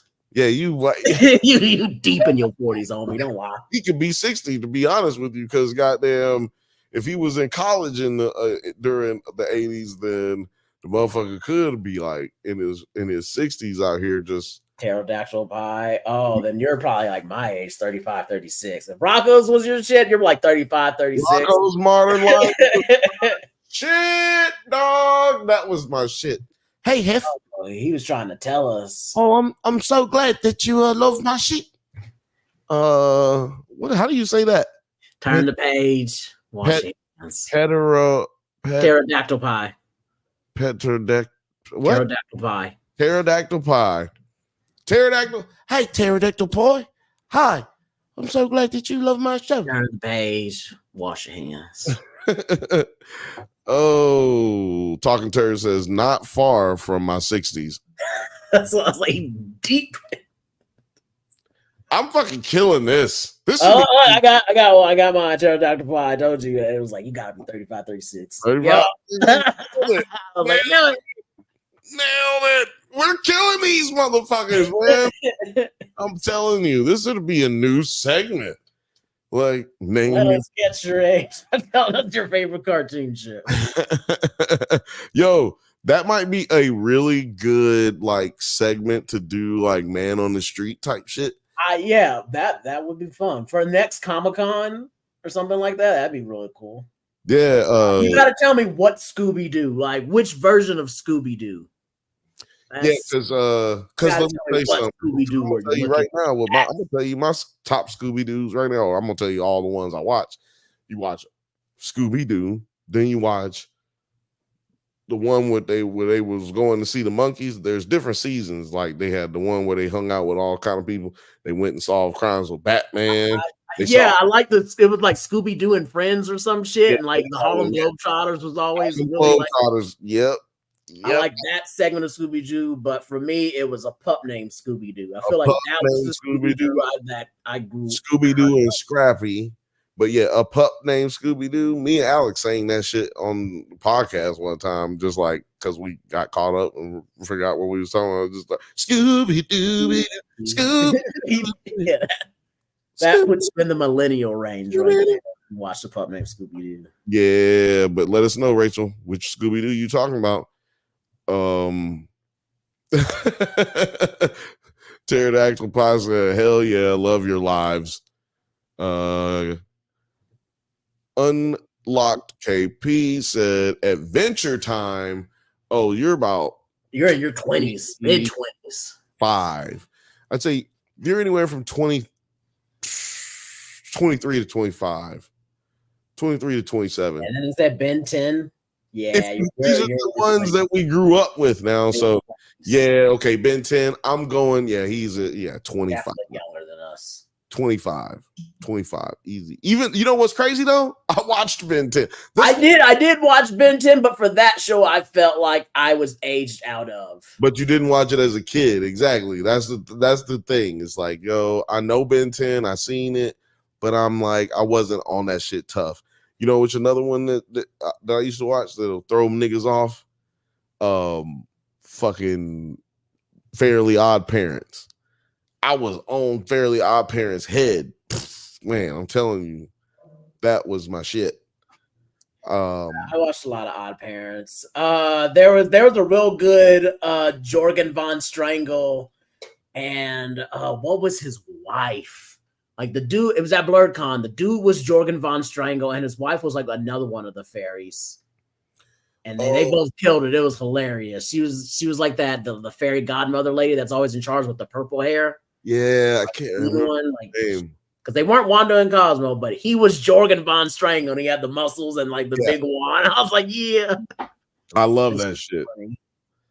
Filmade said, did y'all hear about Cartoon Network multiverse movie that's coming out? You shut your fucking mouth. You shut your fucking mouth. What? What?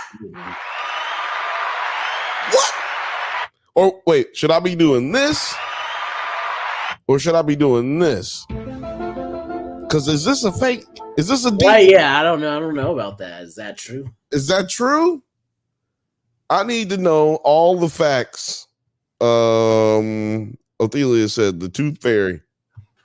Is that what it was? The Tooth Fairy? I remember the Tooth Fairy on there. Was that the Tooth Fairy? Was he the Tooth Fairy? Von, what was his name? Von something. They had an episode with the Tooth Fairy. I think he was. They had an episode with the Tooth Fairy in it. Fifth Bantha said, "I'm here for Cartoon Network multiverse. That could be fun. I am also here for that." Unlocked KP said, 20 the dot, just pour 20 on the dot. 20 on the dot. Boom. 20 on the dot. I thought you were just like a little bit older, but definitely no older than 25. Oh, the Tooth Fairy. That's his girl. That's what he was saying. I got it. I got you. Yeah, Filmage says the movie is called Crisis on Infinite Mirth. They have a teaser image. I might look it up. I might not. It's a lot. You guys don't understand how much stuff I got going on right here. Terry seen the setup is crazy when you gotta set up. Well, he saw it in Chicago, so it was, it gets confusing. But to pull that up right now, I don't know. Talking Turd, you got your camera ready? I mean, what's going on, big dog? They said, I don't know. I just looked it up, and they're talking about it was going to be shown at Comic-Con, and I was like, no, it was not shown at Comic-Con. Yeah, no, didn't hear anything about that. I did go to one of the Adult Swim panels. It was the one for Rick and Morty, the anime, and then that other new conspiracy show that they're doing with what's her face, the comedian actress. She kind of has like that sad voice, Martha Kelly. That's it. That's her. Oh yeah. Yes, she has a new show coming out. That Junji Ito show based on his book, the creepy anime that he's doing, that finally got its release date after like being in production for about 5 years. Yeah. And then they got like a couple other shows, I think. Nothing too exciting. They're like, their whole big excitement thing was Rick and Morty, the anime, which is like a different whole universe of Rick and Morty. So I guess it's like a universe where they live in an anime time. So you're seeing the animated version, the anime version of Rick and Morty have adventures instead of like our universe C-136 Rick, I believe. I don't know. They just think they got somebody that did anime and was like, can you make Rick and Morty anime? Just do your own story. Yeah. You know what? Before, I'm glad you brought that up. Talking Turd, turn on your camera, and then when you're ready, hit me with a thumbs up. I'm glad you brought that up because I'm curious to ask you, what do you feel about the Rick and Morty anime? Do you feel like that was necessary or that is necessary? I do not feel like it's necessary at all. Hold on a second. Because I want to get everything you got to say on that, because it is not necessary, I don't think. But we got somebody at the door. Oh, snap. It's Talking Turd. He's here to talk turds with you guys.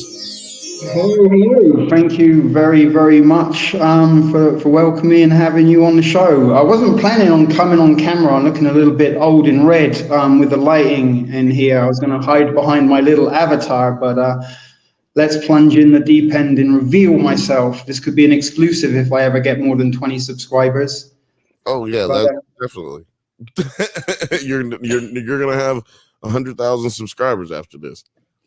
I doubt it. I've been doing YouTube for like 10 years and had more channels and videos removed for various violations that YouTube make up if they feel the need to make up violations to delete your content, as I'm sure other YouTube creators may have experienced over the past. And some people can get away with some things and some people that they get censored. But I've been watching you guys for a few weeks and you've sort of taken me back to my days of frequenting comic book shops and sort of talking shit over the counters. And I spent a lot of time growing up involved in comic book stores in the sort of whole realms of geekdom, but left it behind some years ago. I sort of rekindled a little bit of something that was left dormant within me, and I sort of left the UK nearly 20 years ago, and unfortunately it costs an awful lot of money to ship comic books and action figures and other sort of stuff, so I had to leave sort of my collection at home and ended up That's a sad story. Yeah, going a little bit cold turkey, but I lived for nearly 15 years sort of nomadically around the United States, Canada, and now down in Mexico.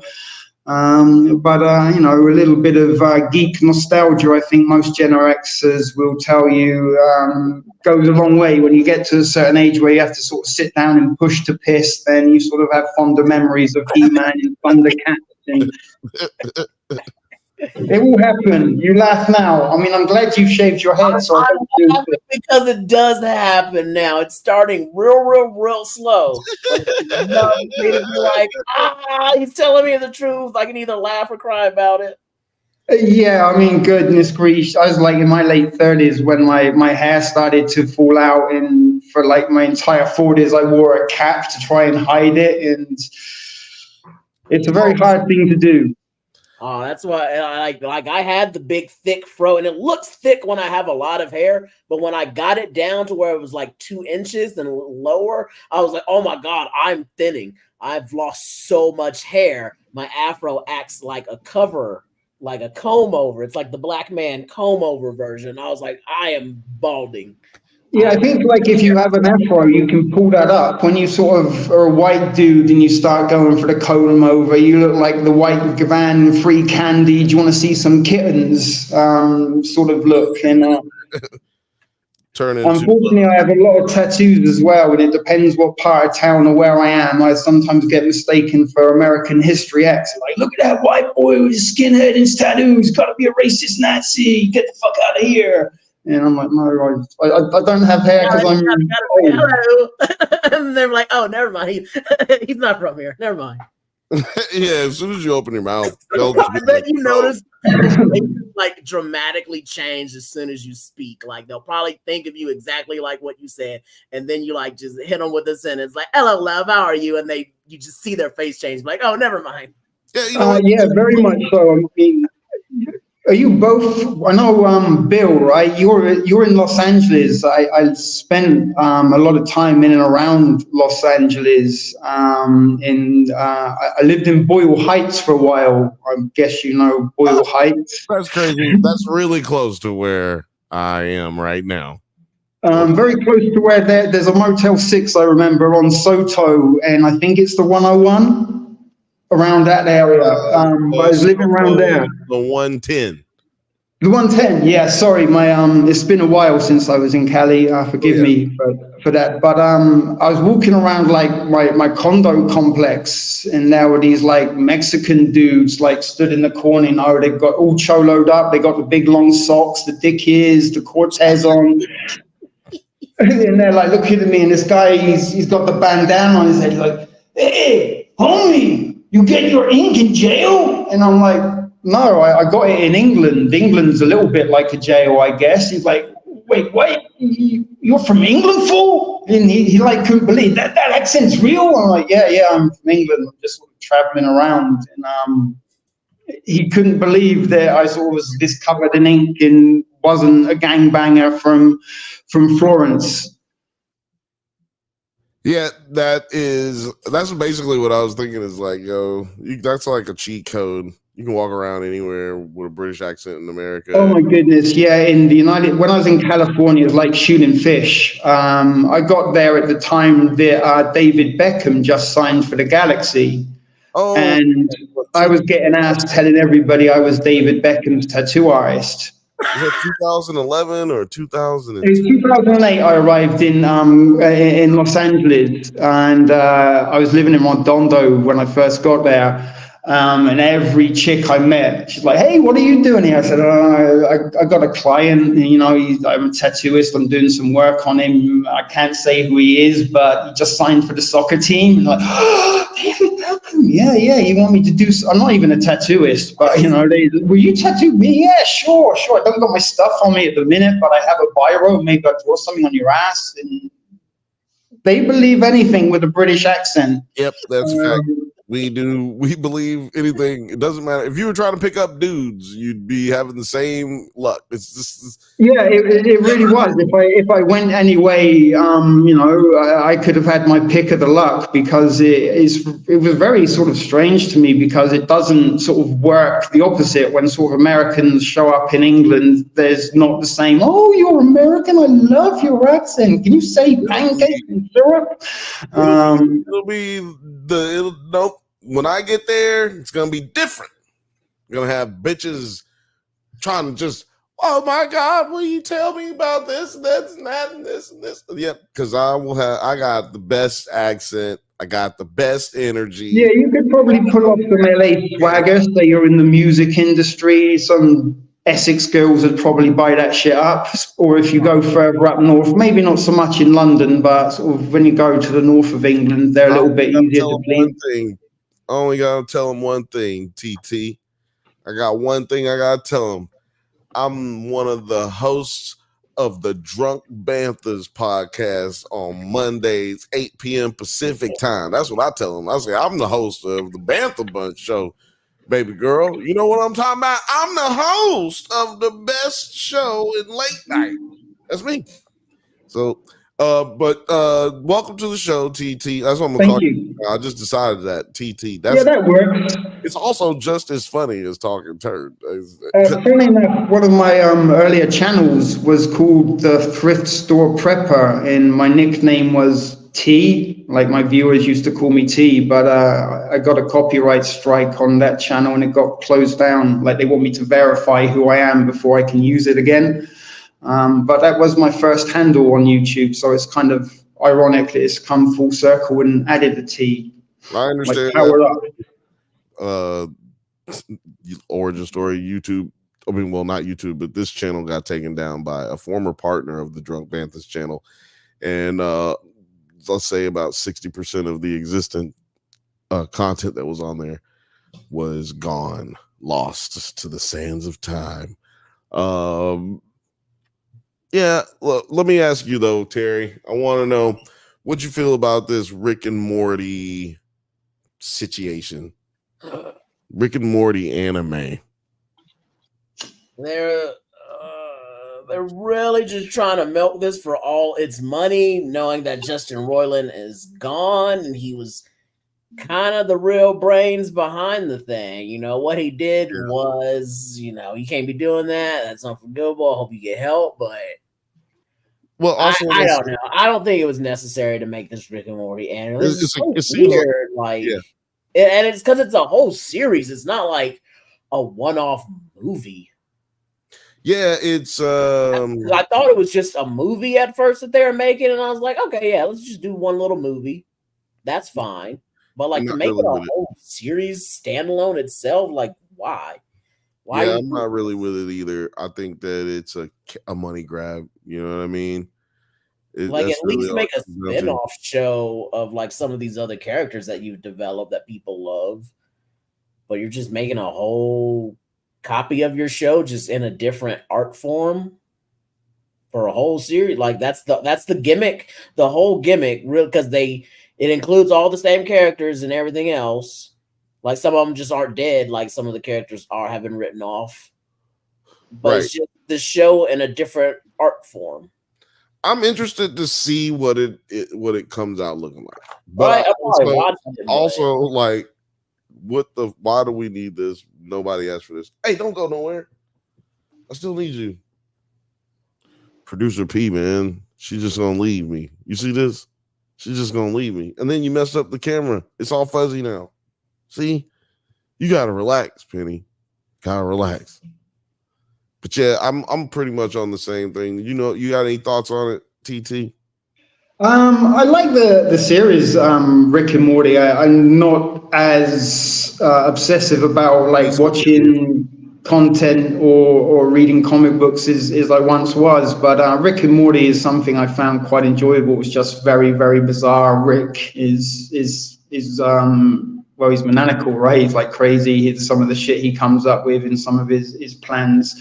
But I think where we are in the sort of world at the moment is algorithms and artificial intelligence play an awful lot more in what we get to see as viewers than we probably might consider. And I think the sort of popularity of the show, like this is win-win. We've got a win-win formula with Rick and Morty. People love Rick and Morty. It has a cult following.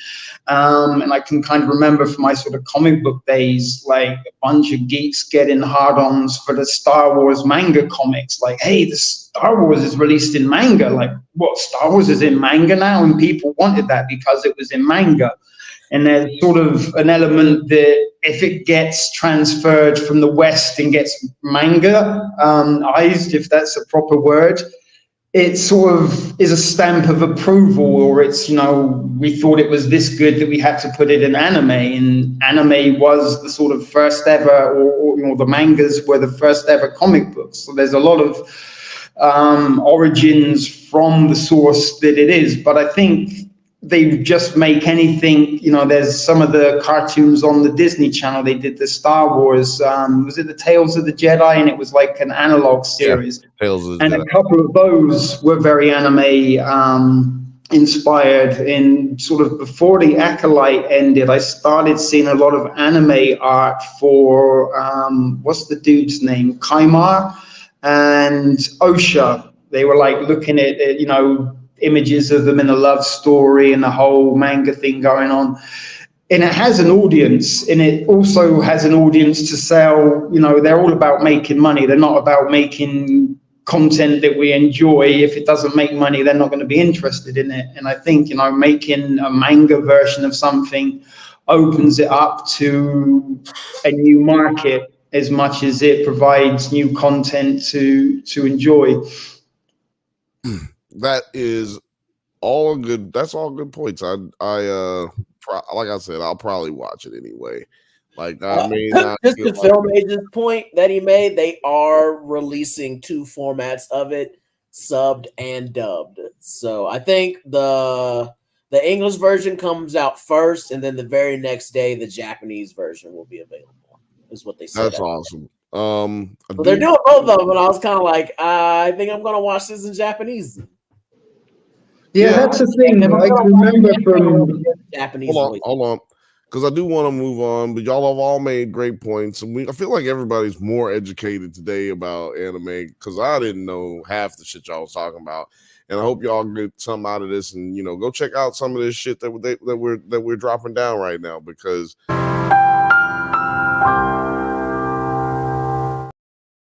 But at any rate, I want to move on to this other topic. Because I kind of want to talk about the biggest thing that happened at Comic-Con that I do not like. Oh yeah, you weren't on the show on Monday. Yeah, that's right. You weren't on the show on Monday. I forgot you weren't on the show. Go right ahead. Oh, I was not at the panel. I'm thankful that I did not waste hours of my time lining up in Hall H or even doing the line buddy system. I just don't feel the point of it. Like, why? Everything you see in Hall H 5 minutes after, guess what? I'll see it on the internet because all of it was all on the internet to stream. There's very few things that you're not going to see. Like even like at the Rick and Morty panel, they're like, no one's gonna see this trailer, and 3 hours later, they had publicly released that trailer. So I'm like, yeah, you're lying. There's no reason. But Right. bottom part is Robert Downey Jr. is coming back as Dr. Doom. Like, why? Doom. Why him? Of all the people you could get to be Dr. Doom, why are you going back to him again? Like, I mean, we said on the show, I feel like no other thought. You're just saying, well, he did so good at Tony Stark. Let's just keep what we know. Let's not try anything. Like, that's why we liked you the first time, because you picked Robert Downey Jr. for Tony Stark. Let's try something wild. Like, you didn't want to do something like that again. And no, I mean, I think what they're doing is setting up to bring Tony Stark himself back as Iron Man. I've been saying for years that they were going to do this, and Alex has been telling me for years, no, I don't think so. And if they do, I'll hate it. And so far, I think he didn't like it, but I think he's interested in what they're going to do. And I love the excuse me. I clearly love the idea, considering that I thought it was going to happen. And I'm very interested in what they're going to do with it. TT, you got any thoughts? The Fantastic Four, they used to be one of my favorite comic books as a kid growing up. And I think it was one of the Spider-Man and the Fantastic Four were the sort of first comic books that I really got into. But I haven't paid an awful lot of attention to the Marvel cinematic universe. I watched the first couple of films, the first Iron Man, the Hulk, and the Tobey Maguire, like Spider-Man. But for me, they just they weren't as magical as I wanted them to be. I waited a long time to see like a Spider-Man movie and an X-Men movie or the Fantastic Four on the screen. And sort of when it happened, I'm like, I'd rather not seen it, if you know what I mean. And my sort of heroes are from the comics. But I'm very interested about the Fantastic Four because I think Galactus is going to be in it, and I love Galactus, and I love Silver Surfer. I actually have a Silver Surfer tattoo, and he was always like one of my favorite characters in Fantastic Four 48, The Coming of Galactus. Silver Surfer appears as one of the greatest comic book stories ever told. So I'm kind of curious to see what they do with the Fantastic Four. But I think the Fantastic Four as a group are kind of dated now. They kind of worked in the 60s, they worked in the 70s, and sort of by the 80s, they were being sort of phased out a little bit and replaced with the X-Men. And something that is sort of interesting to me with the Marvel Universe is a lot of the sort of characters that are the big heroes in the cinema movies, the cinematic universe, were never the biggest comic book sellers. Like, I can't remember many kids coming into my comic book store and wanting Iron Man, but they wanted Spider-Man, they wanted the X-Men. The Avengers was never really a very popular comic book, and neither was Captain America. And hardly anybody read Thor. Yet these guys have kind of been presented as what Marvel is, and they've obviously had so many movies around them. And this is why I'm very interested to see what they do with the Fantastic Four, because the Fantastic Four were the OG Marvel group. This is what. Can you answer this question right here? Filmage says, Turd, what do you think about the Silvery Surfer being Silvery Surfer being female? I've heard it's not Norrin Rad. It's not the Silver Surfer that we know. It's just a different entity of the Silver Surfer, and a little bit like Captain Marvel, I believe, like the power cosmic can be bestowed upon anybody, and Galactus can give the powers of his herald to any individual that he chooses. I think it's his wife. That one time when the Silver Surfer's wife got the powers. Yeah, Charlotte Bell. I think there was because that was his curse. He could be the Silver Surfer and go anywhere in the universe, but he could never go home, and he could never be with Charlotte Bell when he was trying to find the sort of the gray area and the loophole to reunite with her. That's what her official name is Charlotte Bell in this movie now. So it's like it's the Silver Surfer. Yeah, so that's her official name. So I was like, oh, that's Silver Surfer's wife. And I know that happened one time in the comic book when she got the powers. So I guess they're just going off that, but they're probably making something new. But it's not like. It's way Marvel and Disney are at the moment that it has to be, they have to change a character to the opposite sex if they can. I mean, is it going to affect me? Am I going to be upset? Am I going to be in a rage and make videos about how Disney has ruined everything? Probably not. But the Silver Surfer is one of my characters, and if they made Han Solo into Hannah Solo, I'd be a little bit upset. You know what I mean? So I'm not that keen on it, but there is room within the universe and the canon for the Silver Surfer to be anyone other than Norrin Radd, although the Surfer is Norrin Radd, right? That's who he is. Okay, now I do want to move to this next topic because I don't want you guys to jump out of here and then I'll be talking about this shit by myself. And that next topic is the United States of America's 2024 election. That's right. We're back. That's right. It's going to be a crazy shit show. First of all, Film Age says, great take, as talking about the Silver Surfer being female. You know what? I used to love that cartoon Silver Surfer. Yeah, that was an underrated cartoon. Underrated cartoon. I love how you can only see both of these candidates' mouths open right here. I don't know why. I love how that was an accident. That was an amazing accident right there. Yeah, you could have some fun with Photoshop. Yeah, y'all go ahead and have your fun with that one right there. But yeah, man, earlier this week, I think actually it was like yesterday or day before yesterday. I think it was yesterday. It was yesterday. Yesterday afternoon, Donald Trump, the former president of the United States, running for president of the United States, had a meeting with the Black Journalists Association, or I think that's their name. Anyway, yeah. This motherfucker went there to hang out with them. Let me see if this video here plays a little bit of what happened here. So appreciate you giving us an hour of your time. I want to start by addressing the elephant in the room, sir. A lot of people did not think it was appropriate for you to be here today. You have pushed false claims about some of your rivals, from Nikki Haley to former President Barack Obama, saying that they were not born in the United States, which is not true. You have told 4 congresswomen of color who were American citizens to go back to where they came from.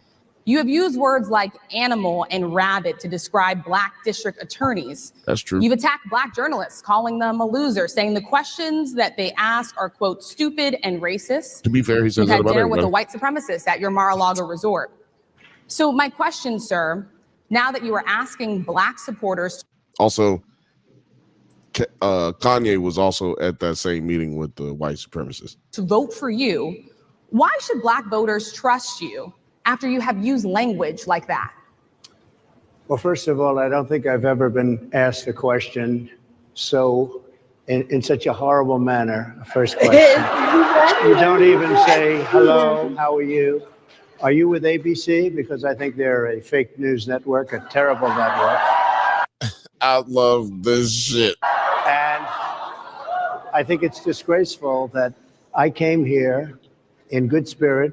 It's a terrible network. I've came here in good spirit. Then you want to railroad me. This is crazy. He clearly has never been around more than 4 Black women at a time. I love the Black population of this country. I've done so much for the Black population of this country, including employment, including opportunity zones with Senator Tim Scott of South Carolina. Y'all know what an opportunity zone is? Audience. Do y'all know what an opportunity zone is? That's what I want to see. Well, hold on. I'm going to talk about the audience in just a second. Which is one of the greatest programs ever for Black workers and Black entrepreneurs. done Just so wanted to get much. to this And, point you right know, and here. I say this, historically black colleges and universities were out of money. They were stone cold broke. And I saved them and I gave them long-term financing. He gave them $500 million, and but Biden gave them $16 billion. Not saying he's not wrong, but also it was like a small step to a rocket.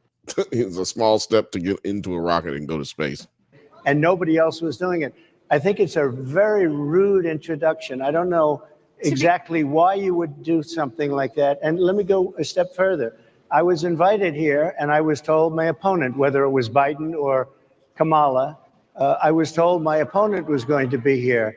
It turned out my opponent isn't here. You invited me under false pretense. And then you said, you can't do it with Zoom. Well, you know, where's Zoom? She's going to do it with Zoom and she's not coming. And then you were half an hour late, just so we understand. I have too much respect for you to be late. They couldn't get their equipment working or something Mr. was President, wrong. I would love I think if you it's can a answer very the question nasty on your rhetoric question. and why you I have believe that answered the black voters question. can trust you with another I 4 have years. been the best president for the black population since Abraham Lincoln. Better That's than my answer. It's wild, bro. So I had to play that little bit. Let me move this over here. And bing bong. Okay. So yeah. By the way, I just remembered, for y'all who are watching, shout out to everybody who's watching. Damn, y'all hanging out with us. It's late everywhere around the world right this moment, and you're still kicking it with us. And if you want, you can go to call our little voicemail hotline. I'm going to take all the little voicemails and I'm going to make a video and I'll post it. You can express yourself in any way, shape, or form. I'm going to post it on the internet. And if you just want to talk, just get something off your mind. So it's a lot of crazy shit going on in the world right now. And if you just need time to talk to anyone, I'm going to be listening to all of them. So don't trip. Like, it's not like you're talking into a void. And so if you ever need somebody to talk to, or if you just feel like talking shit, or if you want to tell me that I'm terrible at my job, go ahead. Use this number. It's 323-680-4101. That's 323-680-4101. It's the Bantha Bunch hotline, and we talking good shit on there. So yeah, man, how did y'all feel? I'm gonna let Terry go first. What was how you feel about this This was definitely the most. Well, I think this is probably the only clip I tuned in for. I didn't really watch most of it because I knew exactly how this was gonna go. It's like you hear him speak so many times, you know exactly what he's gonna say, no matter what the question is. He only has so many phrases to retort with. So I was like, yeah, that's typical. But like I said, what I'm really curious about is looking at this audience, so I can make sure that they're either laughing with him or they're pretty much laughing at him. Because I'm just not. I would just expect more people to be like, "You lying," just like in the audience. If it was really a heavily black audience in Chicago, I would just expect more catcalling towards him when he would say something that was wrong. So that's just like, I have to see this audience to see, like, yeah. What happened is, who the hell came? Where was this at? It was in Chicago. I can't remember. It's the National Association of Black Journalists. Got the shit backwards. The NABJ. And they're in Chicago. I don't know where exactly they are. But there's a mix of people here. You could buy tickets, if I'm not mistaken, to go to this event. And they did have a lot of issues with the sound that has nothing to do with the journalists who were there. I don't know if he realizes that, but right about y'all were late. I'm like, no. yeah, they were a little late. It was a crazy situation. They were supposed to have Kamala on there, but Kamala said she wasn't going to be on there. And then they asked her to do it Zoom, and she turned that down. So it wasn't like Kamala didn't want to be there. She was speaking to her sorority sister, like, function that they had going on. So he was right on some of those parts, but that's it. Like Donald Trump, there's always lies riddled with a little bit of the truth. But he also like talked shit about these. This went on for 39 minutes. No, 36 minutes and 27 seconds. I mean, you could just drop a needle on the video for it and you're going to find some crazy hot takes. But to your point about the crowd, it was a mixed crowd. You could tell that when, like, sometimes he would say something. At the end of it, there was a big round of applause. But at the same time, like, throughout the whole thing, you did have people, like, gasping, like, I can't believe he just said that shit. And you had people, like, being like, you're a liar. But then you have people like, shh. But you know what I'm saying? Like, that could be mixed because you could have black people trying to tell you, there might be a black person who says you're lying, but then there's a black person saying like, shh, be quiet, man, let this nigga speak so then we can get this nigga, like, this nigga killing himself on stage, like, shut up, like, let him say what he gonna say. But at the same time, you can hear people clapping when he says certain things. So I think it was just because you could purchase tickets to it. I think that's why you hear a mixed bag of reactions. But man, when people reacted like in shock, they were like in shock. And so you heard a lot of that. TT, I don't know if you care about American politics or even politics in general, but what are your yes and no. I do have very different views when it comes to politics. I probably sort of won't share, other than to say the left wing and the right wing are the same bird. Yeah, no, hold on. We're not talking about politics. We're talking about this debacle. Like, we're just sure, but I've always been very interested in the political razzmatazz of America when it comes to election sort of time, and especially sort of growing up in England where like the elections and voting are very reserved. You know, you don't put banners on your front lawn, you don't wear pins or stickers, you don't get cups from 7-Eleven saying who you vote for. Right? And I think that's just wild, isn't it? Yeah, and the first time I ever visited the States, I think it was Al Gore and Bush. It was 2000 or 1999, 2000, around that time, and there was an election going on, and I know that Al Gore was running for it. And I was just shocked to sort of see all of this sort of political propaganda and posters and, I'm proud to vote for such and such, especially, England being so reserved that you don't tell people who you vote for. And here people are sort of advertising it. What like phone calls? Sorry. Sports teams, like how you would follow a sports team or something like that. But it's very bred in circuses, and it's a little bit similar to kind of the WWE or the WWF. What are you going to do when Trumpomania runs wild on you, Biden? I'm going to see you in Trumpomania 7 in the cage of death match. Biden's got nothing on me. And then you see Biden, Hulk Hogan, you're up there with your big muscles and your python, And after the match, they sort of get the 1, 2, 3. They become friends like the Ultimate Warrior and Hulk Hogan in WrestleMania 5, I believe. But they're all, I think, they play it's a show for TV. And I believe a lot of these sort of speeches and interviews are very, very scripted. They don't sort of say anything that wouldn't be too sensational, but they put the wow and factor in there because it's how the propaganda works. You have to sort of sell stories and sell narratives and get people on board with it, and television is the way to sort of mesmerize and blot out some of the more disturbing things that governments get up to and try and highlight on. We do everything good. We've got your heart and, your best interests at heart. And then by the time they get elected, they backtrack on almost everything that they promised in their campaigns.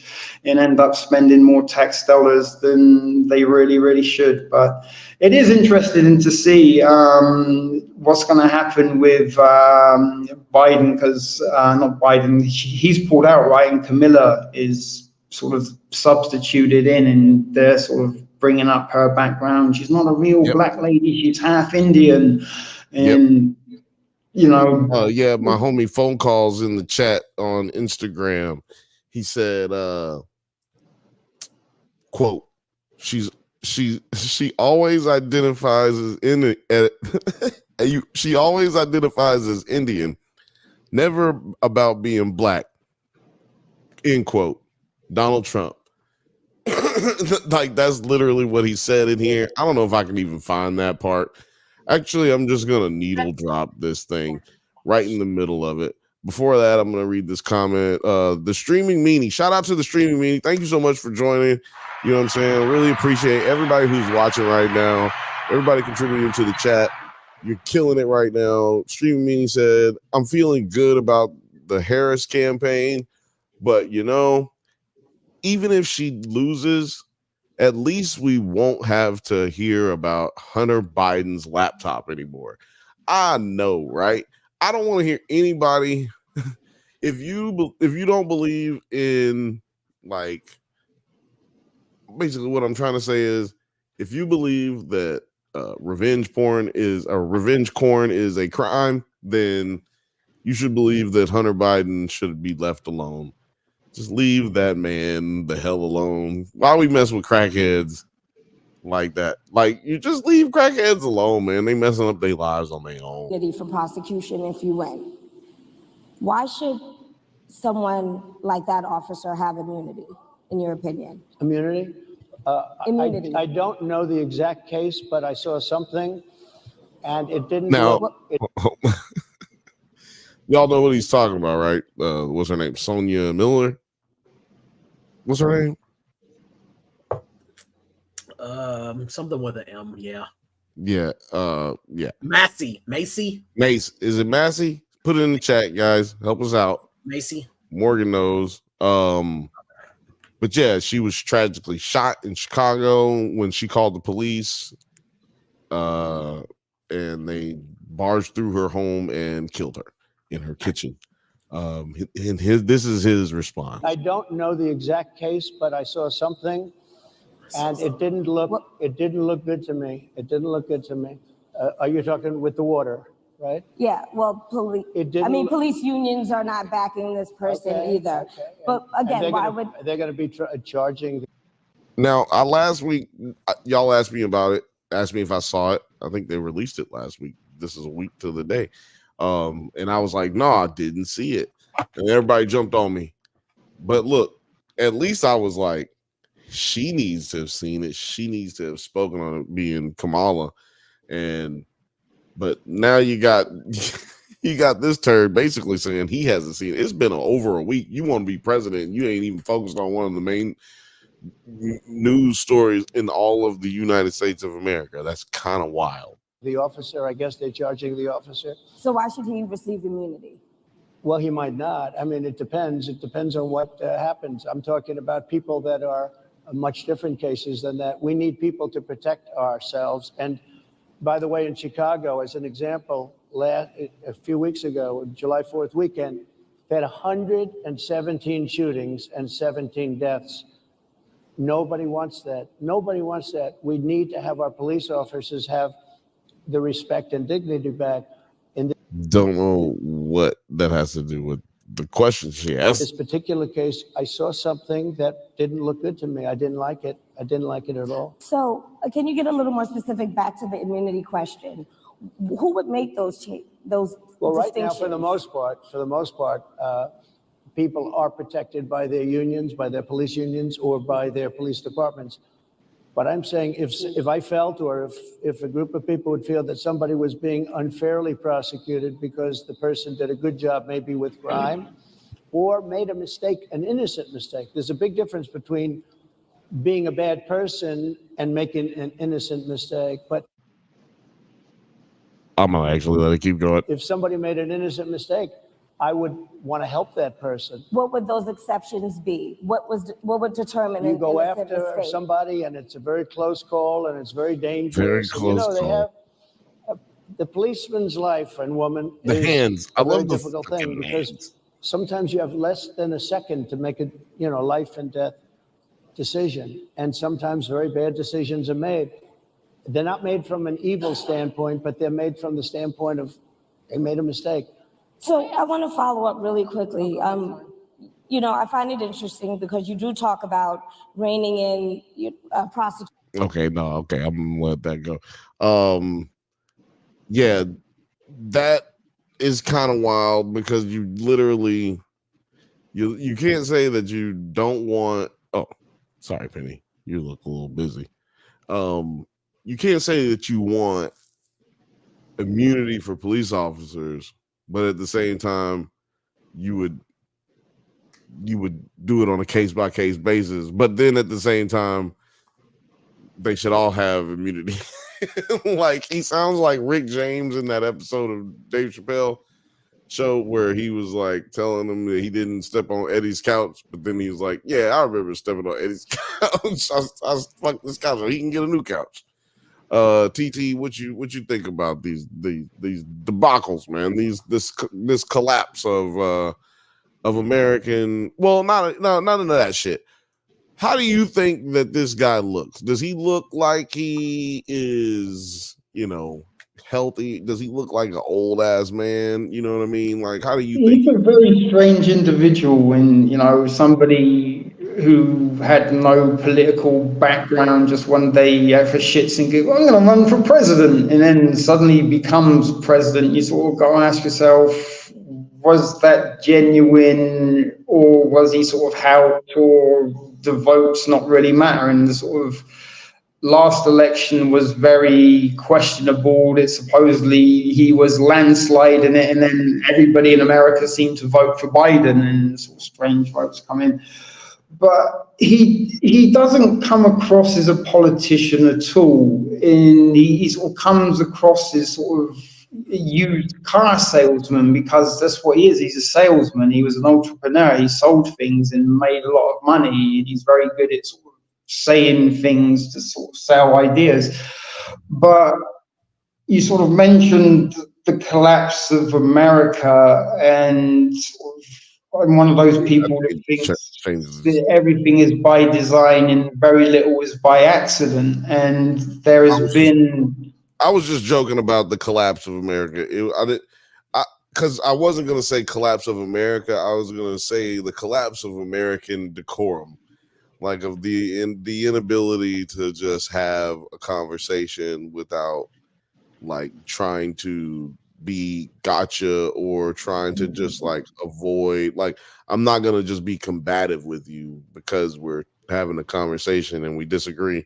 She's just at, in this situation, she's just asking them, or they're just asking him questions, but he can't even sit there and just answer the question. He just has to come back with combative nature. But I was really more so asking you about, like, so before Biden bowed out of the election, everybody was talking about how old Biden was and he needed to get out. But I was always talking about how, Trump is only like 3-4 years younger than Biden. And to me, he looks like he's a little bit losing it as well. To me, he looks like he's losing it because when he gets angry, he just can't stop saying the crazy stuff. And I don't think that's just because, he's just being Trump. I think it looks that way, but I think like he's having moments where he's unable. Senior moments, as they say. Well, they take away driver's licenses from people when they get to a certain age where you have to be retested to be deemed, able to drive a car. And Biden and Trump are in that age group where they would be in line for having their driver's license taken away. You're not in a fit state to drive a car, but knock yourself out, run the country.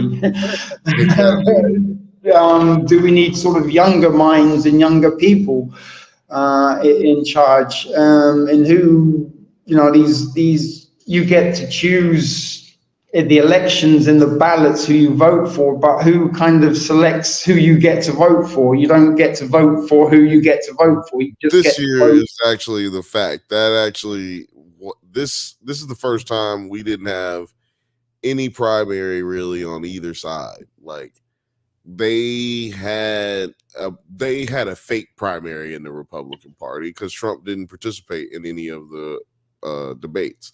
So yeah, this is the first time in history that we just said, okay, it's just gonna be these two guys again. You use two guys, you're fighting each other again. You're going back up against each other. Get into the fucking ring and just it's like a cockfight. And one cock was way bigger and a little bit younger than the other, and now we got a different cock in there. But actually, I guess she's not a cock because she's a she. She's just Should be a hen. yeah, she's a hen, and she coming in with like 2 hooks on her claws. Though she got them. Well, the female of the species is generally more deadly than the male.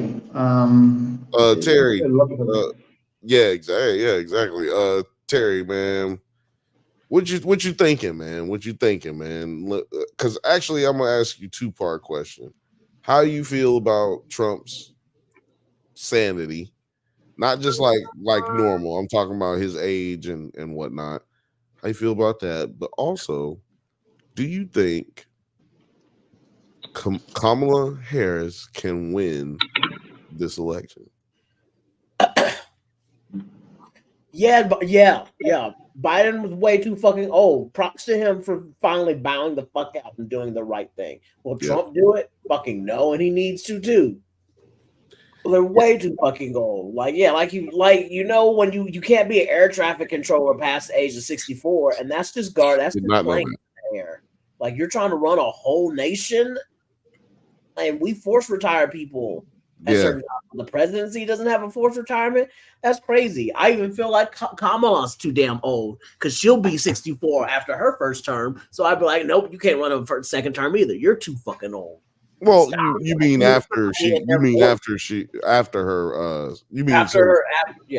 you're saying she shouldn't be a second term president because she would be too old as well. Yes. Yeah, but for now, fine. But yeah, like you were saying, this is weird. We really didn't Trump should not have been able to be on the ballot because he did not participate in the primary. None. And we didn't have a Democratic primary either. We're just like, we're just gonna give it to Kamala. Everybody knows. It just was like, what? I can't vote. There's no other Democratic for this. What the fuck? So that's not the situation. Well. First of all, I mean, I get it because I don't know. Well, this is the thing. I'm going to explain it. So Biden obviously just decided he was going to run, and basically when that happens and the incumbents in there, everybody just got to bow out. That's basically what everybody did. They were like, okay, we're just going to let this nigga run. So then it becomes a situation where he has to bow out no matter how bad he deteriorates. And we saw it all happen. It's kind of actually sad if you think about it. We were watching a bunch of people prop up a dude knowing that he was too old to really do anything. And all of it was because they all like their jobs being in the White House. That's really all it comes down to.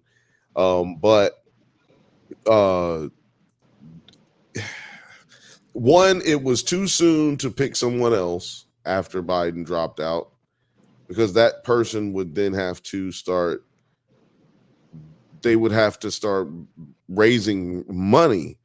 And because they couldn't just transfer over the money that he had raised already to another campaign. Whoever that person would have been that would have ran instead of Kamala, or we would have had a vote or a debate and then a vote. Whoever that person would have been, if they won, they wouldn't be able to take the money that Biden's already raised in the last 4 years. And the only reason that's important, and the only reason Kamala can do it, is because she was already on the ticket, and so therefore she's a part of the same campaign. So then. What people don't know is that Kamala is the number one, or at least she was. I don't know. She probably still is now after all this stuff, but she's the number one moneymaker for the Democratic Party. Like, you know, some people have those titles and, you know, take those responsibilities on, and they, you know, no matter how much you fuck up, sometimes they lean on you a little bit, like, because they know you got the money. They know that when I need to have a fundraiser and I need $80,000 a head, then you're the person I go to. And she's raised so much damn money. The amount of money she's raised is like Deadpool's opening weekend. You know what I'm saying? Like, she's raising crazy amount of dollars. And the only reason I feel that like that matters is because, like TT was saying earlier, the ads, man, the ads do something to people.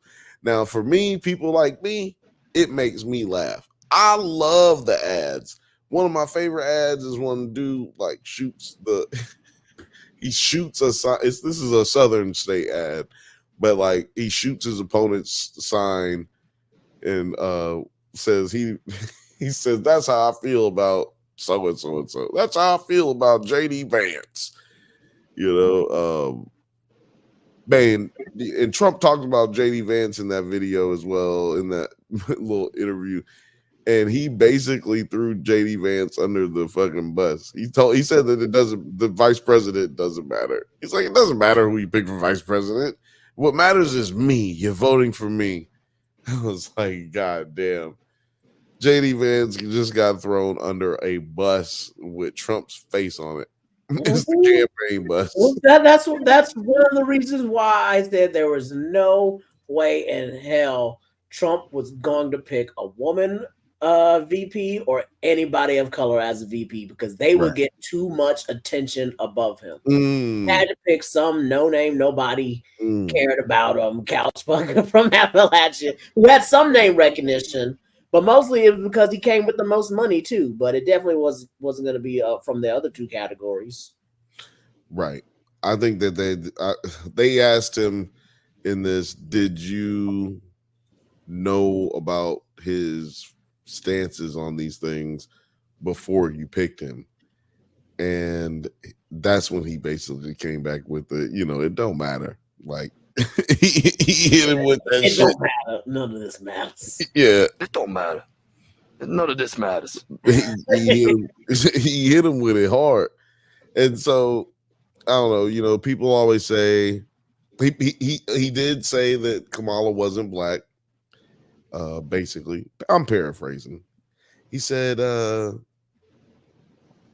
she wasn't black. She wasn't black. She was black. She was black forever. Now she's black. I don't know. Is she black? She was Indian. Now she's black. I was like, he keeps saying black really weird. He said it so weirdly. You keep putting like a lot of racist undertones in it that make it uncomfortable to actually hear you say it. And the crowd thought it was funny. TT, how do you feel about Kamala? Do you think Kamala is black? She went, first of all, before you answer, I do want to let everybody know, Kamala Harris grew up in Oakland. Her father is Jamaican descent and her mother is Indian immigrant. And she went by her full name, which her middle name has an Indian name, but I feel like Kamala is like black as hell. So anyway, she's got biracial parents. She went to Howard as for college, historical black college, and she's in a historical black sorority. So now, yeah. So but anyway, I just want to give that caveat. Now, TT, how do you feel about the statements that she's not black, and do you think that that's a strategy that's wise, or do you feel like that's like Yeah, it's very strategic. I think everything that a politician says leading up to the voting day is all part of the strategy in the game. But it's a very mixed bag when you're mixed race. Although I'm from England, my father was Polish and my mother was English, and I was never really accepted by the English kids because I had a Polish name. And you know, I was always Polak, hey Polak. And when you're in a mixed race family, you tend to follow the father, whoever the father's lineage, the seed of the father. You know, you tend to be whatever nationality your father is. Mm-hmm. That is what you get labeled with, especially if that is your sort of surname. But we live in a world now where mixed race relationships are far more common than they ever was. I mean, when I was growing up as a kid in my hometown, if you seen a white girl with a black guy, nobody talked to that girl. Like, something wrong with that girl. What's wrong with her? And Right. I'm not saying that to be wrong. That was the times. Right. But now it's almost impossible to find relationships where both people are the same race. There's a lot of white boys get with Asian girls. Yeah. A lot of in the Caribbean, because Trinidad and Tobago is black and Indian, half of it is black, half of it is Indian. There's a lot of mixed races there. So it's hard to say you're not one or you're not the other. And I do know that there are some black people that don't like mixed race black people. Well, you're only half black. For the example, the girl that was in Star Wars, the Acolyte, Amandla Stenberg, is that her name? Mm-hmm. She was coming out that she was all black, but I saw some videos from black people criticizing, you ain't black, girl, you're half white. You need to be, embracing your white roots. So it's difficult. Yeah, so that happens, yeah. Sort of Kamala Harris is in a sort of no-win situation in terms of some respects. She's not black, she's not Indian, and sort of on the Trump side of things, she isn't white, because if ever there was a good old white boy, it was Donald Trump. And I'm pretty sure there's more Trump stickers in the state of Texas and sort of Alabama than there would be, in probably New York or some of the northern states. But I don't really know much about her. I only sort of heard of her in the last sort of few weeks that here she is, she's going to be running sort of for the president. I don't know an awful lot about her political background. But that's why I didn't go into all that. I just really wanted, because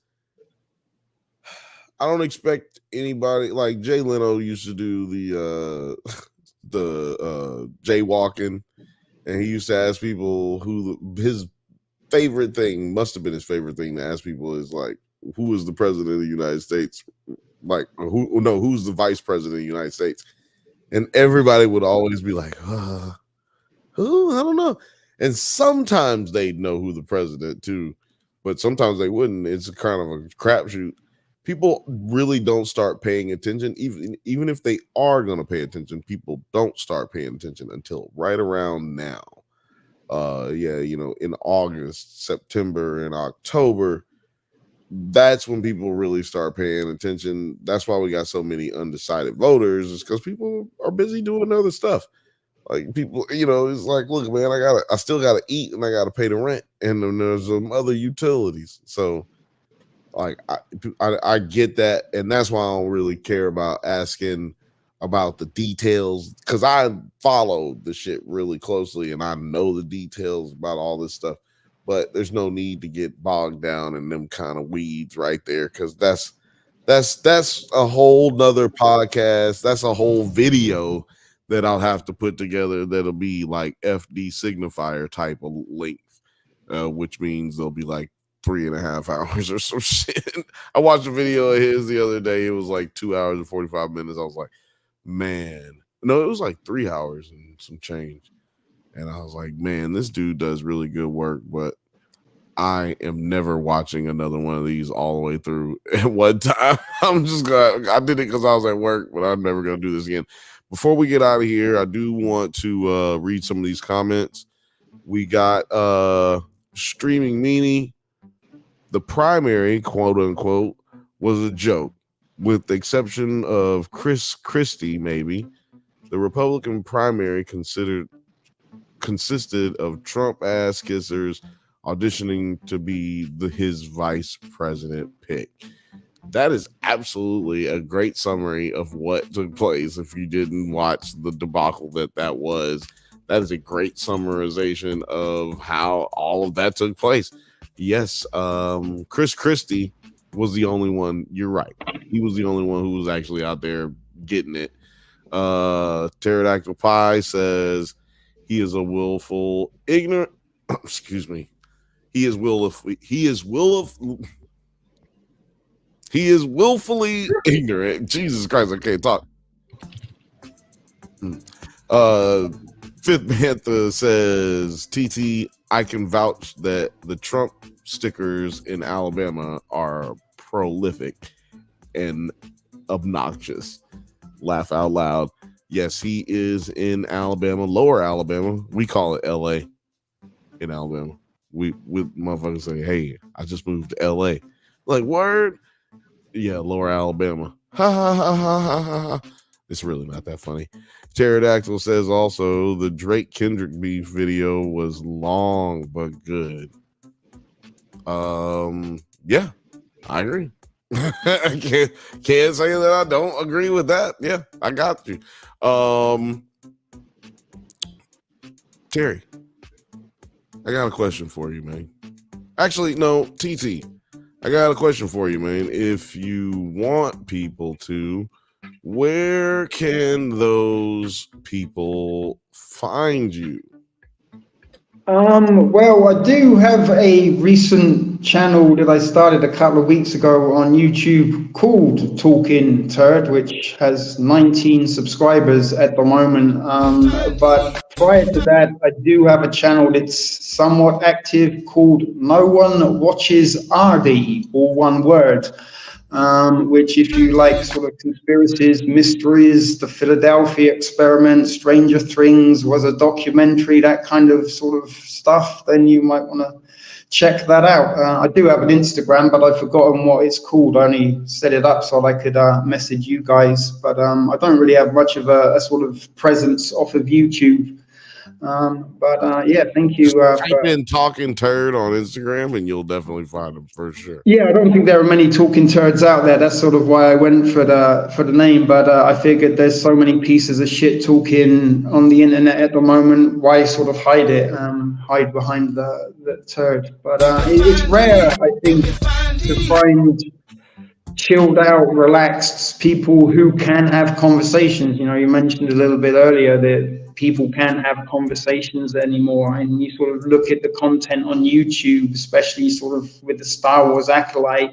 It was all hate, it was all angry, it was all, you know, this is the worst thing in the possible, and this sends out bad vibes across the world. And more chilled out, relaxed people getting together from different walks of lives with different opinions that can talk amongst each other without jumping to the defenses and slurs and arguments is a good thing in the world. And that's why I like tuning into you guys and listening to what you have to say, and very, very honored and humbled that you were willing to have me on and listen to what this turd had to say. So thank you. Hopefully we can do it again sometime. Absolutely, man. Thank you so much for coming on. You provided some great insight and we had a lot of fun. And like also the people in the chat had fun. Like Fifth Bantha says, thanks for coming, Talking Turd. It's been great having you. And Lil Frothy said, if Stranger Things is a documentary, I'm going to faint. That is that is hilarious. And Fifth Bantha says, right, Cuzzo? That's crazy. Talking Turd says no. That's my channel name. But if you ever heard of the Montauk Project, Stranger Things was initially going to be titled the Montauk Diaries, and it's interesting. I used to like conspiracies as much as I like comic books. I used to sort of find them quite entertaining back in the day, until too many of them started coming real, and you're like, is this entertainment or survival? But same thing with conspiracies. It's a very depressing world, and why I've come to be the Talking Turd is to talk about sort of nerdy stuff, contemporary stuff, just things that are lighthearted rather than end of the world apocalyptic. Awesome, man. Yeah, you definitely gonna have all 7 people who watch our show going right on over there And because that's what the views be looking like sometimes. All 135 of you. I'm fucking with all of y'all. I know y'all gonna watch this, man. Yeah, they're gonna move over there. Y'all go subscribe, show the channel some love. It's gonna be right here in the thing here, and I'm gonna try to remember to put it in the description. I can't promise that I'll do it because I'm fucking terrible at this shit.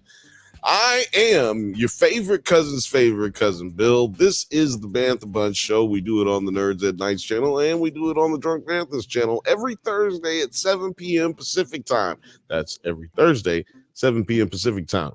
You'll catch, Terry, you'll catch me. You'll catch all the non-nerd yards and Nerds at Night crew, wherever the fuck you can find us, right here, every Thursday. Come fuck with me, man. I love you guys. It's been great as always. And we getting the fuck up out of here, dog. Bye.